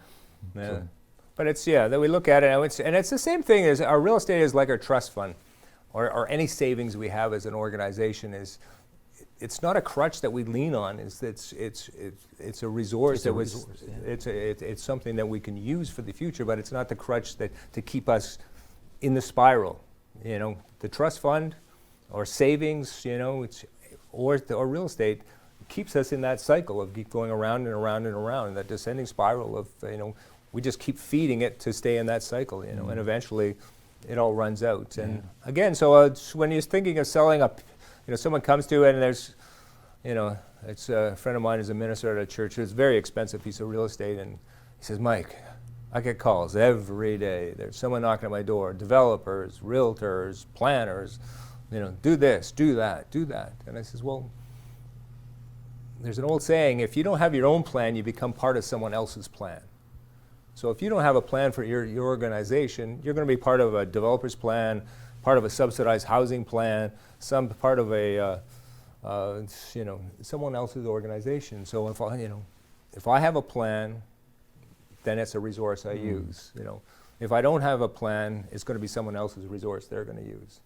And let's face it, there's it's a dog-eat-dog world out there, and a lot of times churches are fair game when talking about real estate. But anyways, what do we want to do? Just highlights of what people are doing out there, and some of the problems with it. So we talk about selling a piece of property. Is that good stewardship? In most cases, no. Taking pieces out of a property limits future potential. I mean, it just, there's a point where if I'm doing a development, there's a point of diminishing returns. If there's not enough space to build 20 houses, I'm not going to build 10, So I'm just taking that, limiting the future. And I say in most cases is good stewardship. If I have a great plan, if I'm going to, if I'm going to run a seniors daycare for people with dementia, and I have to fix up part of my my property to make it safe, to make it accessible, and and hire the program manager, that's exciting. Then selling that property, it could be a good thing. But again, to sell it, to maintain the status quo, is not so good. Is it good for the community? Again, if the money is used for programs making the building more accessible, something like that, it's good for the community. Does it help in sustainability? Money used for programs? It's a story for the church. It's a growth thing. Or money used for deficit funding, it's a sad thing. It doesn't work. So the next thing that people are looking at is selling the whole property. Selling it to a developer. Now, is that a good thing? It looks like a great idea that someone comes and says, "I will give you X number of dollars," and then you think, well, I'm going to take my X number of dollars and then I'm going to go over and amalgamate with that group there, and I'm going to have all sorts of money in my pocket. Well, there's a few problems with that. It's, obviously there's no sustainability there and there's no plan. But also just on fundamentally on monetary is that, churches are zoned institutional, which means that you can build a church there, you can build a school there. So that's what they're zoned. So I can have two uses there. What does a developer do? He goes and rezones it so he can have multiple uses there and increases value. So I'm selling at a low. The developer selling is going here, and then he's going to build and he's going to be up here. So we're selling at the low point there. So I like Kitchener Waterloo. They actually just amended their zoning bylaws, is that they're not letting institutional zoning switch to residential, or they're making it tough because they realize that church spaces are really important. they're the key to the community, and so they want to keep as much of that space as possible. Selling the whole property to a developer, is a future use to benefit the community. Obviously, more residential, more tax base. I mean, there's people living in the community. That's a positive thing. But again, does it do anything for sustainability? We're going to talk about that amalgamation thing now. But again, do I have a plan, or have I just exhausted everything and I'm just going to throw the key? It's back in the I'm dating myself there. Back in the late 70s, there was a government program where you could buy a house, but when the program ended, people couldn't afford the house, so they literally threw the keys in and walked away. And and it gets to the point where it's that organization gets to the point where they just can't do anything, and they basically throw the keys in and away they go. Where a little planning could have helped them along there. Selling the whole property for affordable housing. I mean, this is topical. Man, every day we're looking at it. There's grants out there. The CMHC is doing a wonderful job. There's opportunity. But what's the mission for the church? And good stewardship, and I wish I had $1 for every time someone said that. We want to build affordable housing, Mike. And I says, okay, why? Well, because everyone's doing it. There's money available to do it. Well, is that your mission and vision? Is that what you're doing? Or but literally people want to do it just because, well, we should do it because we're a church. Well, why does a church have to be a housing provider? So you got asking that question there. There's I love the affordable housing projects, but it's got to the point where there's groups that they're just getting involved in affordable housing projects without really looking at the whole picture. Is this a beneficial? It's where's it going to go from there? And a lot of times not-for-profit is I'm selling my land. If it's a not-for-profit project, am I maximize the value of my property? If I believe in that project and I want to be part of it and it meets all my needs, that's great. But am I weighing the pros and cons of market value versus subsidized? And there's a great trick out there with developers. They say I'm going to build some subsidized housing, or low cost housing, and so the church gets excited about that, or the community organization, and they build a whole project of 40 units. And 4 units are affordable housing, and the rest are market. So the church kind of thought that they were doing a project for affordable housing, but really they did a market value project with 4 units there. So they sold themselves short here, and the developer again, made a lot of the upside there. Again, it's just having that plan. This is what I want to do, and real estate's the vehicle I'm going to use. It's not the other way around. Sustainability, selling the whole property for affordable housing. There's some projects there, and I think you've been working on a couple that, where the church is going to be part of that new space. We're doing a market rental in Elmira, but the church is actually getting free rent for 99 years. They're going to get 4,000 square feet because their mission is they want to be community. And so really, they sold the property. They're going to be part of a 40-unit rental complex, but they're going to have that space that they can continue on, and the space is accessible. It's efficient, and it will meet their needs. And it's also built into the lease is that it's a 99-year lease, but if they want to get out of that lease, the developers offer to buy it back at market value. So that lease has a market value of today of about $500,000. So they sold their property, they're getting their space, and good stewardship, if they don't need it in 5 years, 10 years, is they get market buyback for it. So again, they had the plan, and they used the real estate to deliver the plan. Perfect. Joint venturing. This is probably the most exciting or scariest thing that we can do, is a joint venture. On the screen there is a sample. It was a church that had excess land. They had 2.5 acres. They had a shrinking congregation. Their building wasn't accessible. They had put an addition on in the 70s, and it had one of those peak roofs, so you couldn't do anything with it. Like, it was just going to be a sanctuary space. So the developer came out with, this was not even near what it wound up as, but they came out with an idea is that to sell in that space, the church would have, more manageable space, but the money they got was using it, so it was accessible space. It was space that the community could use, because they had a lot of community users. And this group had a focus on what they wanted to do, and they went through 3 developers that didn't follow through. I mean, they just couldn't follow through for whatever reasons. It was, bad luck on a lot of the things. But anyways, they had the idea in their head. So when it fell apart, that most groups would have just, anyone who's worked on a committee like that, you work 6 months on something, it falls apart, you just want to quit and go. They didn't miss a beat. The next day, we're looking at another option and then another option. And they did that, and they came up with a proposal, and they put it all together. And then as they kept reflecting on themselves, they felt that that wasn't good stewardship. To spend all the money renovating that space, they didn't feel that was right. And the more they looked at it, it took a year for the rezoning. So the developer, they went back to the developer and said, look, we don't want our space. You can buy that space off us, because we feel that as an organization, if we have that money to do service in the community, it's a better way to go. Instead of, it's because to upgrade the church, and anyone who's ever done any renovations on their own home, but on a church that's 60 years old, and that building it wasn't even a heritage building.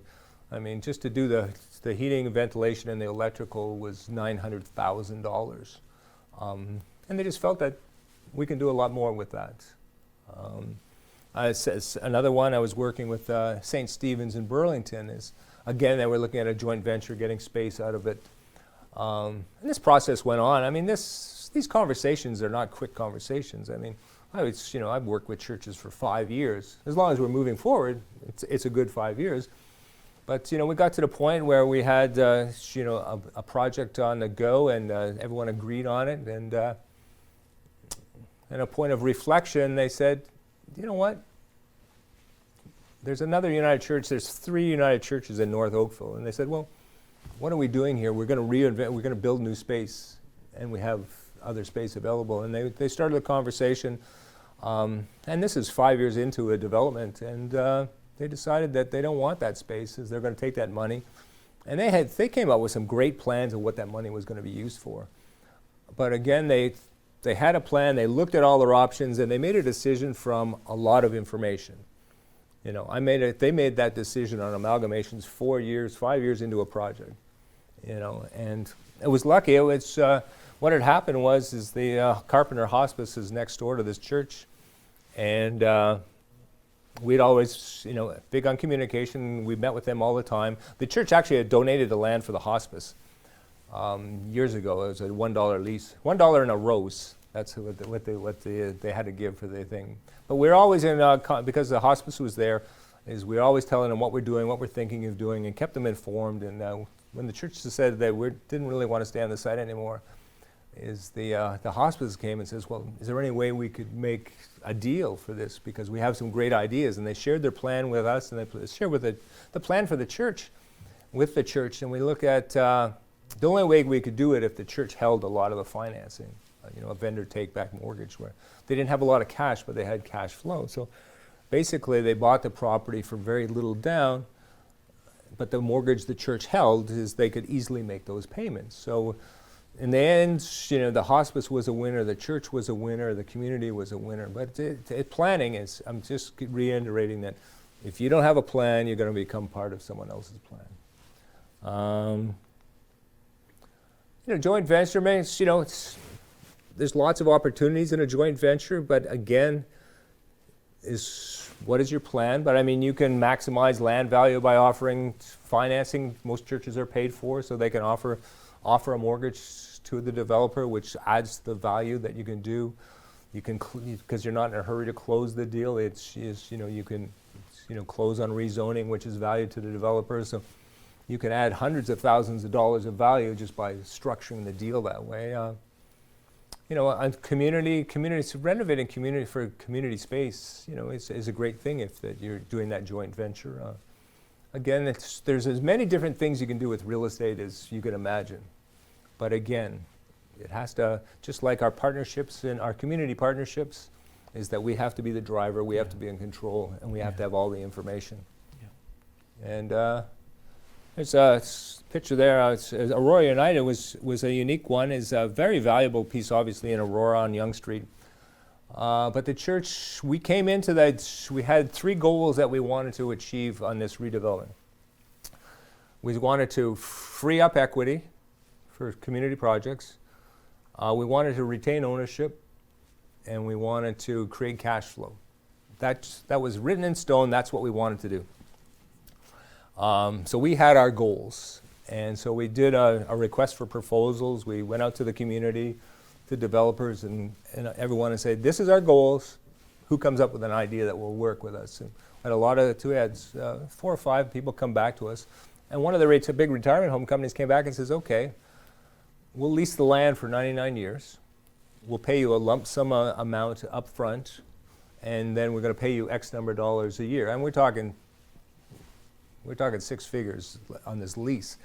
And so now they freed up equity. They got money up front for the rebuild. They've got cash flow because they got the lease payments. And in 99 years, it all goes back to the church. So again, a unique situation. That's a very valuable piece of property. I know anyone is familiar with Knox Presbyterian in Toronto. Years ago, I forget how many hundreds of years ago, they owned 3 acres of land in Toronto, and they decided, instead of selling it, they had a plan. They were going to lease that space. Now, for anyone who's not familiar with that, is they own the space under the Eaton Centre and the Hudson's Bay. They own that land, and they get payments on that forever. And that's their sustainability. And that was just a church making a conscious decision. They didn't know, good stewardship, they didn't know, and sustainability, they didn't know that decision is something that funds that church now. I can't even remember. Someone told me it was like $3 million a year they get from that lease. I have no idea, but it's a good real estate decision here. 200 years later, is still producing benefits there. So again, there's things that are out there, that opportunities out there if we're making a plan. But none of this works unless we start at step 1. So with the joint venturing, it's obviously good stewardship, retain ownership. In this example, there's going to be a new 140-suite retirement home there, which obviously community, is market value. But it's still offering a community service, and there's the land lease payments cover all their operating costs. So any money that they bring in goes back into the community. So, you've got a couple of ideas, a couple of things that you're working on. Maybe you want to share some of the development things that you're working on. Yeah, just I think the idea here is, again, just what's there. So we just recently worked on a project in Belleville. It's a downtown core building that just empty for 5 years. And we're looking at Belleville and said, well, what's the need in Belleville? And we understood that the Indigenous community in Belleville was hurting a lot when it comes to housing. And so we thought we would do a partnership with the Indigenous community. And new for us, because normally it would be a faith-based partnership or non-for-profit group.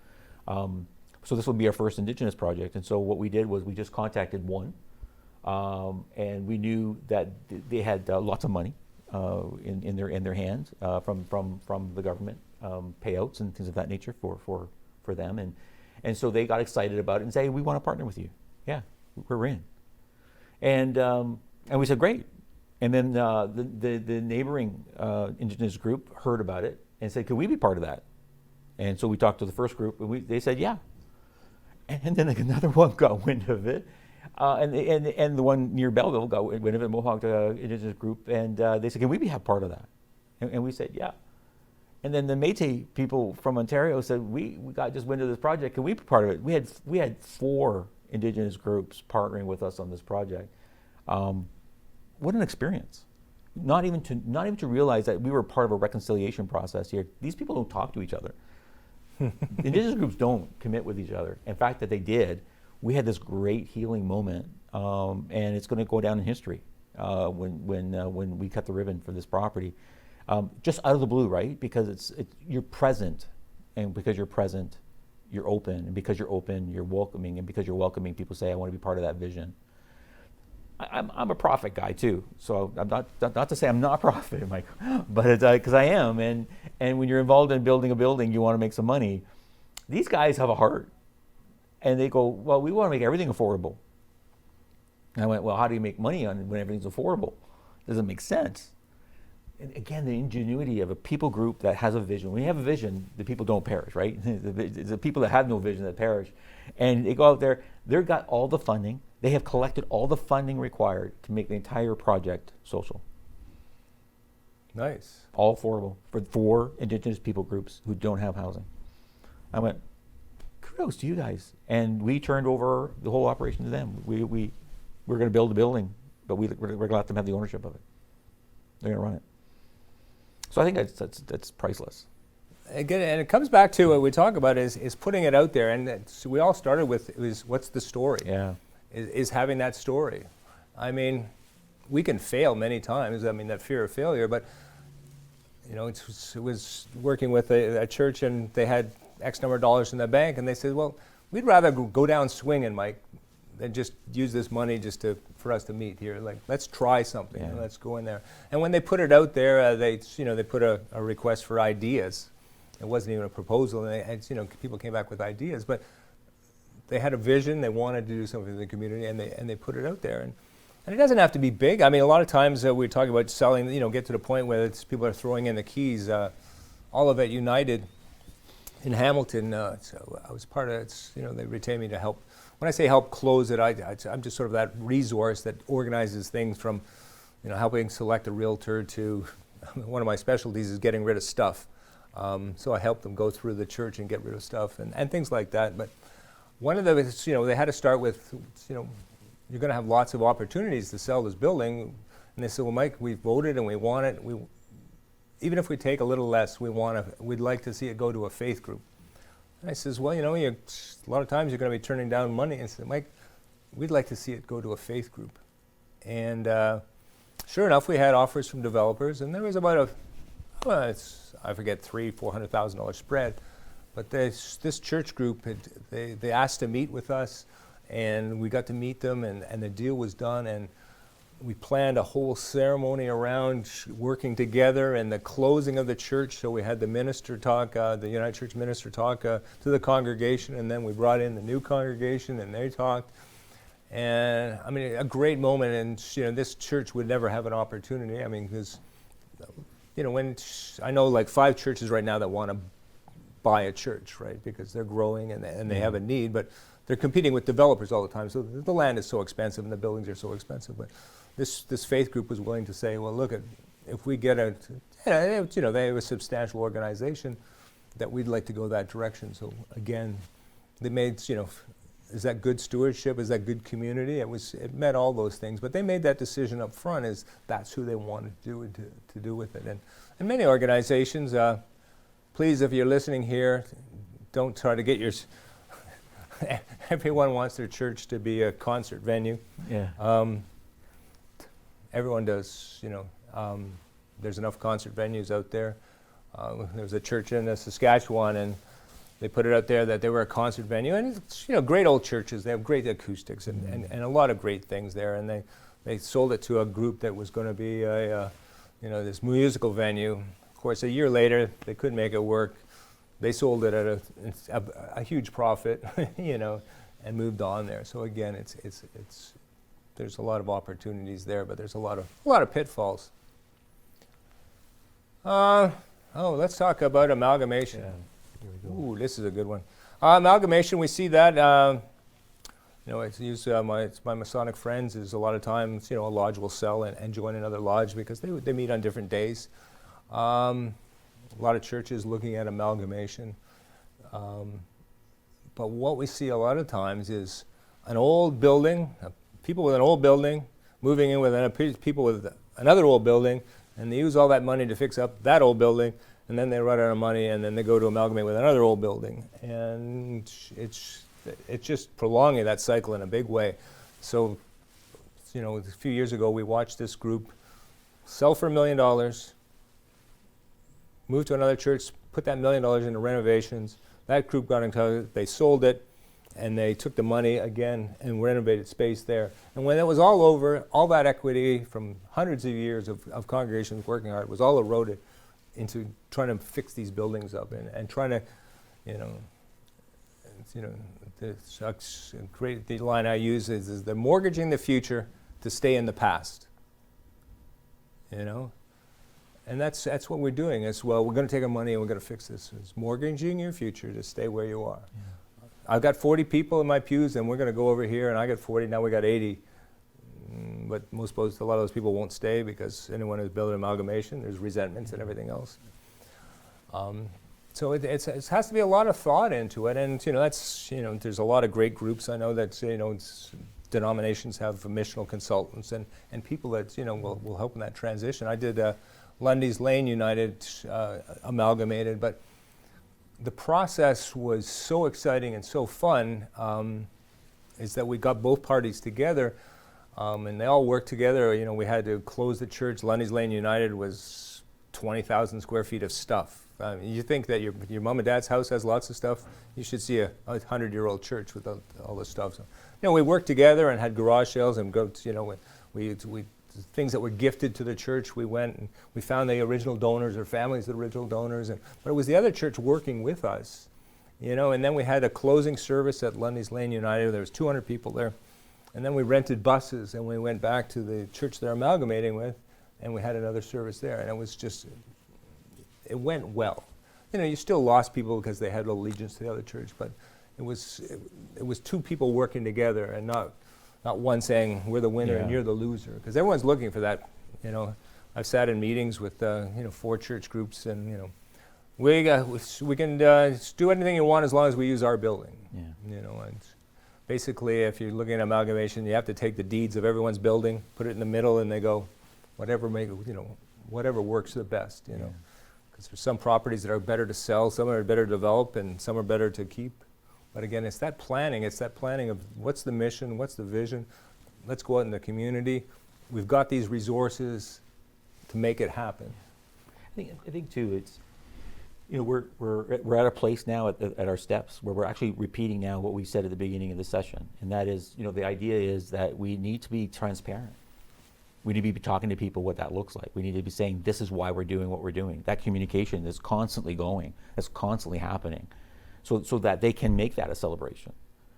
So I mentioned to you, I think early on, that I was doing financial planning I learned financial planning in the community I was pastoring in, and they did it for 10 years, coast to coast. And amalgamation was my number one thing. We didn't call it amalgamation. We call it, debt collaboration, if you will. Taking all your debts, piling into one stream, and getting a lower charge rate on that debt. And every single family that was released from debt by debt consolidation said, "Wow, let's go on a trip." I don't think there was a single family that said, "Let's go on a trip and spend this money that we just saved." I'm sitting there going, that was not what I just spent a couple of days with you on trying to fix, that you could just go celebrate. Can't there something be more meaningful expression of your celebration of your freedom of debt? And let's not go back into debt, right? And so the idea of not going back into debt, the idea of continuing being a service in the community, the idea of still being meaningful, the idea of still having meaningful expressions of what you can do as a family. And so I share this with everyone that's listening too, is just think about a financial planning seminar for your people. If you teach your people what financial planning strategies are, which you're teaching the church, we're teaching the church today financial planning principles, stewardship principles. It's for the church too. How much easier for the church to say, hey, you remember we talked about this in the financial planning seminar. Guess what? We're doing the same thing as a church. Here's our step 1. Here's our step 2. Here's our step 3. Here's our step 4. And I think that it follows the same plan that we do in our families. That we run our church. It's not that much different, and so it's just bigger. It costs more. It's just more money, more at stake. Not a lot of room to make a mistake because there are consequences to it. So pulling the team together like that it would be good. Yeah, and when you talk about steps, is it's people in it's a recovery program, or it's a 12-step program. Is the thing is people always want to go, step 1 and then let's go to step 12, and they forget that there's all those in the middle. Let's quit eating and help other people. But you've got to do all the planning. And this one here is everyone. And this is my favorite slide. Yeah. This one here is my favorite slide. Just look at that, because that's that's the whole team. Yeah, so it's again, it's getting good information we talked about, but understand where everyone's coming from. You know, if we go out and get information, how do we, you know, as we said that the lack of information was one of our stumbling blocks to moving forward. So we ought to go at information is that, you know, if we talk about real estate, we talk to a realtor, and a realtor knows market knowledge and they know how to, you know, sell the property, right? But again, that's their, you know, they're compensated for selling a property. So we take that information there. A not-for-profit housing provider, they'll come in and they'll talk to your organization and tell them all the great work they do. But in the end, they want to get the property for a not-for-profit, you know, development. The developer comes in and they say, well, we can maximize your profits, we can do this, this, this, but in the end, they want a development. You know, there's many great organizations that are planning community hubs, and everything should be a community hub. But again, in the end result, they want everything to be a community hub. You know, it's, you know, a builder comes in and says, you know, I want to build, you know, 3 lots, I want to build some houses. Well, they'll give you great information, but eventually they want to build a house, you know. So again, we have to temper where we're getting our information from, because it's bias, not in a negative way. It's just that's what people's job is. If I'm, you know, I started my career as a realtor. I gave great advice, and I was good at what I did. But I mean, in the end, I only got compensated if I sold that property. The developer has, you know, I work with developers that are outstanding. Like, I mean, they're working with church groups. They're great with the church groups, understand how they're going. But in the end, they want that development. So again, when we're receiving advice, you know, we talk to all these people, but we make sure that we know that we're not swayed by the bias that they're going for. And there's compelling stories out there. I mean, you know, I sat in on a community hub presentation. I mean, it was really exciting, but it wasn't, you know, it was really biased too, and there was you know, some exaggerations maybe put into that. So again, getting good information is important, and getting a cross section of that information is always important. And getting people who have experience walking with this. Yeah, it's and just, you know, it's while working with not-for-profit groups and working with church groups. You know, it's a tough job. I mean, working with a committee that has, you know, it's not, and you'll find that if you want to, developing relationships is tough sometimes, because that committee mentality is that it's tough for an outsider to come in and understand how that works. You know, it's when I work with a group, or when you work with a group, is sort of we're that conduit that takes all the idiosyncrasies of the committee and then talks to the other side to make sure that we're all on the same page all the time. And, you know, timing is, you know, it's, when you're working with groups, is, yeah, it's, you know, they have to understand it takes time in any organization, you know, because there's processes in place. If I want to do something, you know, with a property I have, it's like a Masonic lodge, is that there's a process of approval that has to go through. There's steps. I mean, to get something looked at might take 90 days, where the developer is going, well, that should only take 3 days, you know. And again, is everyone has to understand your process, you know.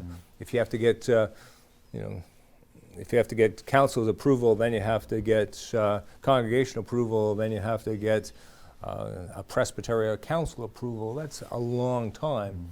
So that, you know, people, when you work with them, have to understand that the simplest decision, if it is important, it's going to take 30, 60, 90 days. I mean, I've called in many times, you know, to present to a regional council just to give updates, you know, because they want to know what's going on. So time it takes, you know, working with these groups. So when you're partnering with a group or you're looking at it, especially on the real estate side, is everyone has to know what the process is. So we have to be transparent, is that if we're doing something, this is what has to happen. And if we don't get congregational approval, it stops. If we don't get council approval, regional council approval, we don't get head office approval, everything stops. So everything has to be conditional on hitting those steps. And I'm partnering with the Business you know, Improvement Association. And they say, well, let's do this, this promotion. Well, that's exciting promotion, but you have to understand we need 30 days, 60 days, 90 days lead time, because we have to go through that process. And you didn't say the word, but I think you're trying to say culture. Well, Each of these little councils are culture. They're culture oriented, and And again, I shared with you my favorite churches are Presbyterian because it's just, I don't know why, I fall in love with them, they fall in love with me. I'm not sure how that works, but I remember going into one, and it was a great meeting because it was the pastor. Again, you're talking about hierarchy. There's 2 stewards, and then there was a woman from the Christian Women's League there. And these 4 people, I'm sharing my story about needing to look after something. I was looking for funding for some missionaries in South America. And the pastor right off the bat said, "We don't have any money." I said, "You don't have any money?" And she goes, "No." I said, our budget is full. Like, we're fully, like, all the money that comes in is allocated, so there's no money. I said, "But you know there's money in the church. It's just the people don't want to give to whatever you're doing." And she got offended by that, which is okay. She did. And the steward spoke up and said, no, there's lots of money in our church. And the Women's League lady said, "Oh, no, there's lots of money in the church. I said, just give the people a chance." I said, they may not be excited about your budget, but they'll be excited about these ladies that are deciding to go to South America and do something to touch children's lives. So my stewards and my Christian Women's League trumped the pastor on this little call. And on the Sunday, they made the announcement they supported 2 women to South America. It's culture, but it's also vision, and it's also believing that you don't know everything.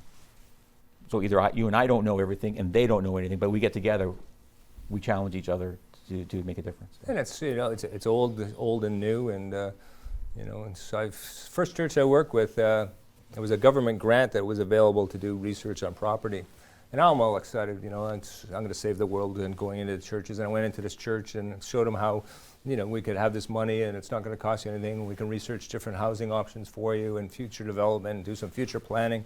And everyone's excited and I'm excited, and we apply for the grant, we get the grant, and we do all this architectural work. There's $5,000 in massing drawings and $5,000 in consulting to me, and all excited. And I get a call, like 3 months later, "Mike, we're dropping everything." And I said, "What do you mean we're dropping everything?" "Yeah, we're dropping everything." And I says, "Well, why?" "Well, the main guy in the church was away for the winter in Florida, and he came back, and because he wasn't consulted, is that it was a bad idea. So he actually sent the grant back." Whoa. Like, it was a grant, and he actually sent it back just in spite. Wow. So again, that communication thing. And we all know that any organization has its own challenges. And, there's a rumor mill in churches too, and that can go rampant. So, So what do we got here? I think we're right on time here. I think we're right on time. So understanding our step forward goals, the most important goal here is to write down your ideal outcome. We would like to maximize the value of our excess land and sell it to renovate our building into accessible community space. This space will be used for our new community partners. It has to be written. This is our goal. So when I go to present this to council, when I go to present it to the congregation, when I go out maybe to an RFP to the development world or the sales world, this is our goal. This is what we're trying to achieve. Is having that plan in place. So the whole thing, each section is having a plan, and understanding and going through it. And of course, this is where we run into the problem with anything that we try to do in any changing, is it becomes overwhelming. Is how do we get started? And that's why I'm in business, and that's why you're in business, is helping people get started.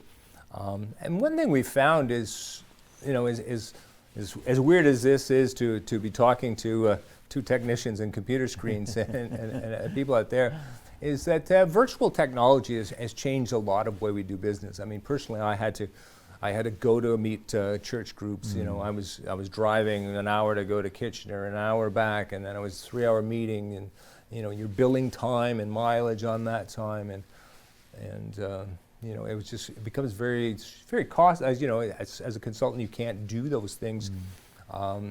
And people always wanted to, they want the deal on that one. But with virtual now is that a lot of my stuff is virtual consulting, which minimizes a lot of costs that I was incurring, and we can still come with some super results. And we were talking here is, individually, to go through each step. I think that it's about $20,000 to do those steps. It's 25, 25, 5, and depending on the real estate side, and then the expenses, it's just time and that you spent on that one. But now what we're doing virtually is, and I went to, and how times change, I went to a seminar, a virtual seminar. The virtual seminar was on virtual seminars. And it was a company that ran in-person seminars across the country, and with the pandemic, there was no in-person seminars. I mean, they did big Tony Robbins seminars, so now they had to switch to virtual. And but it changed their whole lives, because these virtual seminars, where they used to do one in Boston, and they would do, the in-person ones, they do one in Boston, and then when they would do one in Cleveland, they would do here, is virtually that you have an audience from all over the world that's there and that can participate in it. So you can do these, for less cost, you can do the same amount of work or more work. So we're looking at it, as putting together packages where we put like three church groups or three not-for-profits to go and do virtual training, taking them through the steps here. I think we just, again, I think we had a slide here. Next one here. Okay, let's sort of backtrack, got ahead of myself. So when I go into a church, or Erwin goes into a church, we have three types of clients. We have groups that have the financial ability to hire us and complete the work outlined in the workshop. We have some that have the financial ability to do maybe do part 1 and 2, and then other groups that would that just have no budget for it, but they haven't found the budget for it. And that's whatever we do, whether it's a real estate plan, whether it's this type of planning. It's we hit those three categories there. So we looked at. We wanted to capitalize on the enthusiasm, and this time is sort of, we talked about post-pandemic. It's a time to really look at where we are. We're going to be facing some financial challenges, some building challenges. How can we achieve that at a manageable cost? So again, on that slide here, phase 1, $2,500, phase 2, $2,500, phase 3, $5,000. And the real estate planning gets pretty intricate, so it could be about $10,000. So an individual on that one is about $20,000 budget. But what we're looking at is, if we get 3 or 4 groups participating in a virtual consulting, is we could do phase 1 to 4 for about $4,500 a group. Again, you get the same service, you get the same process. It's just that you're working as a team. So you've got St. Luke's Presbyterian, Centennial United, and you've got whatever, 4 churches, and we go through the steps together. So everyone has to complete the process, and we answer questions, and we meet on that one, and then we move to the next steps and the next steps.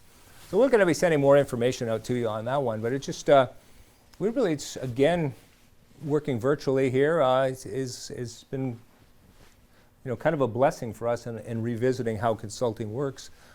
There's still in-person things, but that's meeting congregations, but you can do congregational meetings now with on Zoom and putting a screen together. So again, that's how we're looking at the future of what we do. Sort of, people say, well, I just want this plan or I want this plan. We really stress that it doesn't work unless you do the plan. Yeah. I've done enough. I think I did 43 real estate plans, and when there was the CMHC had a grant program, and everyone wanted to take advantage of it, so I did like 43 in a year, and nothing came of any of them, just because there was no financial commitment. There was just no commitment. They hadn't done steps 1, 2, and 3. So again, we want to see everyone succeed and move forward, and there's opportunities there.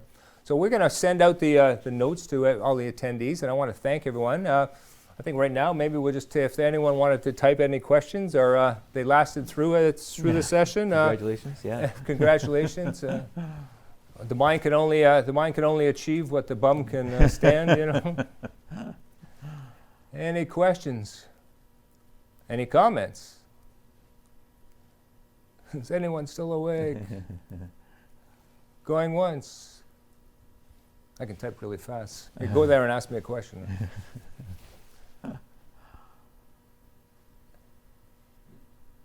We're still awake. There's people that's still awake. Thanks, Bill. Appreciate that. Here we go. Anyways, well, if there is no questions, someone just say, did anyone learn anything? That's yes or no in the chat box. Someone say a little feedback, positive feedback. See, that's the only beauty about in-person seminars is I pass out a sheet that says, Yeah. okay, Happy face, smiley a face, smiley face, whatever. sad face, hearts, anything like that. There you go. That's the thing, though. That's what we like to hear. Good. Most definitely. Silhouette. Okay, well then, you know what? I think that we've concluded our session, and I had a great time. And being Yeah. our first one, I was as I started, I was a little nervous, and but don't step here. There's a line here. Don't cross that line here. Push the button. And what screen's on? And Erwin, it's great working with you on this one. Same. And Thanks for inviting me. we're looking forward to doing some work together because we have a lot of. We had a question: heritage issues. I can quickly address that one. People always think that heritage issues is, we always talk about designations. Well, I'm safe, my church isn't designated. Yeah. My church is not listed. Okay, just for the, is that any time if you have a church and you want to do something and you submit something to the city, is they can send it off to the heritage part of the city and they can hold you up and they can deem anything heritage. I have a church that I was working with. Church was 200 years old. We knew it was heritage, but they had an addition that was put on in the late 50s, early 60s. It was just an addition on there. We never considered that as heritage because it was an addition. It was the 60s. Like I was born. It can't be heritage. And we went to the city to get some feedback on a concept plan. We're going to knock that down and put some buildings in the back. And they said, oh, no, we're referring that to heritage. And they came back and they says, no, we're deeming that as because it fits so well as a package, is that we want to keep that as a piece. And it was quite a fight that we had to argue that it really wasn't heritage. And but heritage is different things, right? So heritage is heritage can be a building. Heritage can be what's the church on St. Clair? Anyways, when they went through the process, is that the city deemed the front wall and the south wall were heritage, so we actually could gut everything as long as we retain those two walls. Heritage can go into to the nth degree, is where they designate not only the exterior but the interior. So that can be they can deem that whole building and it's what's inside of it. We were demolishing 4 old buildings at Aurora United. They were century homes, and we had to. They were dilapidated homes, and we thought no one would argue with us, but we actually had. They made us retain pieces of each one of those homes that was going to be utilized in the new structure because they deemed they had heritage qualities. So don't get hot. Don't think that you're scot-free because you're not on a list somewhere or there's no plaque on your thing. Is that at any point there's. It's St. Giles and Hamilton. They had a demolition permit. All they had to do was pay the money for the demolition permit. So the council had approved them to take that building down. And because they waited a long time, and I'm not sure what happened, why they waited so long, is that the community mobilized and they started protesting, and now they've canceled that building, the demolition permit. So you can fight. That can take a long time, and it's expensive. You have to have it. You have to have a heritage assessment done. A heritage assessment that you have to pay for is $20,000. So it's not. People think it's a kiss of death. It's not. It's just. It's another level you have to go through in government. So different mindset. So you start here. If you were developing, you would go to. You would get a rezoning or official it's an OPA, and so if you have a building that they deem heritage, before you go to those steps is that you have to answer all the heritage questions, and then you move forward from there. So it's just a next step in there. It can be frustrating, but it can be. There can be funds available as well. Oh yeah, there is funds available, and there's great. I have a friend of mine who's a heritage consultant, and they help you work through it. It's that team that you develop. But what makes it all successful? And I guarantee you, if I go into the city and I say, well, I just want to knock this building down because we want to do something, it doesn't get received as well as, hi, we've met. Here's our plan that we want to move forward. We want to achieve this, and goal. And when it goes to the community, and who does this really well is, many of you might know Inwell out of Hamilton, is engaging the community because obviously affordable or subsidized housing in the community there's a lot of NIMBYism that happens, but they engage the community. It's the same in the heritage. People say, we're going to, if you say, I'm going to knock down the building, they've never been in it, but they're going to rescue it. But if you say there's a plan, here's the plan moving forward, it makes it a lot smoother. And that's you'll see developments where they've retained the front section, the side section. But yeah, don't feel like you have a plaque there, it's going to ruin anything you're going to do. It's just another phase that you go through. Okay, any set of questions there? How do we get a copy of that we may share with our council members? We're going to send out to everyone, we're going to send out a copy of the slides, and any questions, which my email addresses, your email addresses on there, and we'll keep in communication. We'll talk a little bit more about that group consulting, that if someone's interested, we'll put groups together. And the beauty about that is that you can have a group in Vancouver, and you can have a group in Hamilton, you can have a group in Niagara, and all working together because y'all have the same challenges, right? Everyone is going through the same thing, so there's a lot in common with that one. But you have anything in closing? Just enjoyed being with you today. Yeah. It was awesome, and thank you everyone for joining us. And we just appreciated putting this together. And it's our first time just reaching out and saying hello. And this is what we do. And we hope we wanted to inspire you. We want you to look at sustainability, stewardship, and community. We want you to rethink, and hope we have that happen. Yeah, it was great. Anyway, so to our crew here that helped us out and talked us through, what you need on the other side of the computer is 2 young guys, so we had those. So a pleasure meeting anyone. Thank you very much, and we'll be in touch.